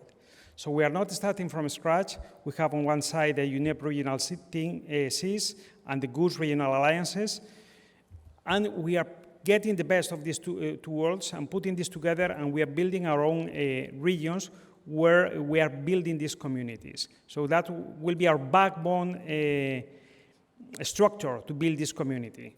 In particular, here we have the Mongoose Modeling Working Group, and we have the Eurogroup Coastal Working Group that will lead specifically these regions for the Mediterranean and the Northeast Atlantic. Once these communities will be implemented, we are in the process of building all this. We are starting to have the kickoff meeting and things like that. So once this will be in position, this will be our boots on the ground for doing actual work, like building this community, attracting, going beyond our usual comfort zone. We don't want to have only scientists here, but we want to welcome users, we want to welcome private sector, we want to welcome non-governmental organizations. So we want to go outside of our usual zone of comfort. We will, of course, support the Quade actions related to ocean forecasting. We will work on identification of gaps and ways forward. And linking with what I'm going to tell you later, we are going to work on advocating for implementation of best practices, standards, and tools. This is linking with the technical component, which is the second pillar. The second pillar is to build a technical joint global framework to deliver an architecture that will help us to work as one, to deliver as one. So we can say that the ocean forecast, the systems that we have today, we are proud of these systems. We have been working on these systems for 20 years, but somehow we have to admit that these systems are technically disconnected. That means that, for example, if you are in a developing country or in a country which has a lower level of technology than those that we have in Europe, when you have to start developing one of the systems, it's very difficult to start from scratch. You have to study a lot, you have to learn a lot. It's very difficult to find the right tools, standards, and best practices to do this properly. Furthermore, once you finish doing this, your system ends like an isolated system, very likely. It's very difficult to have common tools for the validation, for the dissemination and the exploitation of all the things that you are going to build. So we have double opportunity here. First one is the Quade, that came as a game changer. And the second opportunity is the arrival of the concept of the digital twins that will help us a lot for this interoperability, for this interchange that we are describing here. So what is the first step? The first step is designing an architecture to do that. So it's not a solution, it's towards a solution. So the ocean forecasting co-design team will We have built a team for doing that of high-level experts around the world, and this team is already starting to work in designing this architecture. We hope to have a first draft by the end of this year, and what we will build is a specification of the basic bricks of this architecture. These basic bricks will be the tools, standards, and best practices that hopefully will be later developed during the decade thanks to the programs. So the idea is that we will build this architecture, and these results will serve to inspire the decade developments. This is a little bit. So how does all this connect with Copernicus Marine Service? Well, first of all, Copernicus Marine Service will be critical to provide technical inspiration to this worldwide implementation of systems. So Ocean Prediction DCC will learn from Copernicus Marine Service, working together with all these decades. What you see here, all these logos, corresponds to the major decade programs working in ocean forecasting. So you have Coast Predict, Foresee, and the other very important programs. So working together, we can gain from the experience of Copernicus Marine Service and move this to this new scenario for ocean forecasting, where we will have many more systems available, and this will be more robust in the future. So I dare you to do the mental exercise of the benefit if we are able to move our experience, the experience that we gained during these last 20 years, developing all these systems that we have built in Europe. Let's imagine for a second that we are even partially successful to translate this experience to the rest of the world. The impact will be incredible, because you know the benefits that we have obtained in Europe doing this. I can remember, for example, in Spain, when we had the Prestige, there was nothing related to the oil spill forecast, things that are today given for granted at Spain. Let's try to, through the Ocean Prediction DCC, move some of the experience that we gain in Copernicus Marine to the rest of the world. Second point, coastal services. We are talking about this architecture. We are talking about delivering together. We are talking about sharing tools, standards, best practices. So all what was explained about coastal services could benefit a lot from the activities that we are going to do in this ocean forecasting co-design team. More things that we can collaborate and where we can be important for Copernicus Marine System. We can enhance the visibility worldwide of the Copernicus Marine Service. Really, this is not needed because this is Copernicus Marine Service is quite well known around the world, but we can contribute also to that. We are building the tools to do this, to work together doing this.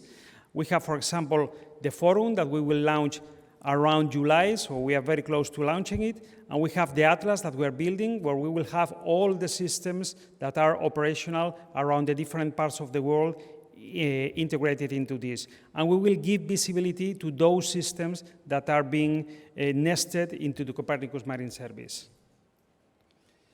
And finally, very important for Ocean Prediction DCC is the activities on capacity development and ocean literacy. We will work with Copernicus Marine Service in order to cross-fertilize these activities. That means that what is being developed in one place can be extended through the network of Ocean Prediction DCC to the rest of the world, and the impact could be multiplied. And also, what we could develop in the Ocean Prediction DCC could be used for the Copernicus Marine Service. So this is a cross-fertilization between the two concepts. So to finish, Ocean Prediction DCC will be a key element for the ocean prediction we need. At least this is what we are aiming for. This is what we want. This is what we are working for. And we will work based on an active community, as I said, a little bit out of our comfort zone of users, scientists, and policymakers, with additional focus on developing countries. We want to take the opportunity of the decade, obviously, and the arrival of the concept of the digital twin to do this transformation, to create this new scenario during the decade for ocean forecasting. Obviously, substantial benefits are expected, even if we are only partially successful, because this is quite challenging, as you can imagine. But even if we are only partially successful, we will have a better connected community, new operational forecasting systems around the world, and a technologically linked worldwide ocean forecasting framework. Obviously, the connection with and the cross-fertilization with Copernicus Marine System is there. We will be inspired by the Copernicus Marine Service to promote operational forecasting services around the world. And we will serve, at the same time, we will benefit Copernicus Marine Services by adding additional layers that will integrate other things around the world with Copernicus Marine Service. So I hope that after all this, you can understand a little bit better our motto, which is connecting the world around ocean prediction. And thank you very much for the opportunity of explaining this. Thank you.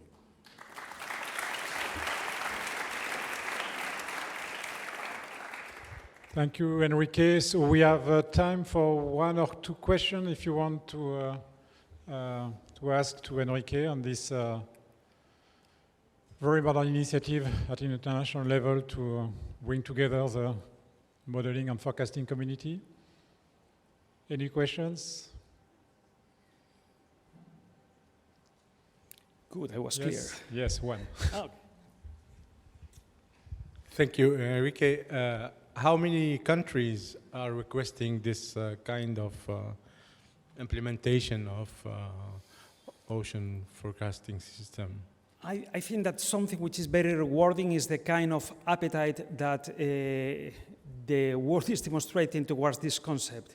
Because, for example, on the kickoff meeting, we have close to 1,800 registered persons from, I think, basically all the countries around the world without the coastline. So people from all around, I think there was a couple of exceptions, only 2 countries that has 0 persons registered into this meeting. So there's really an appetite for the concept, and really I think that a need to develop this.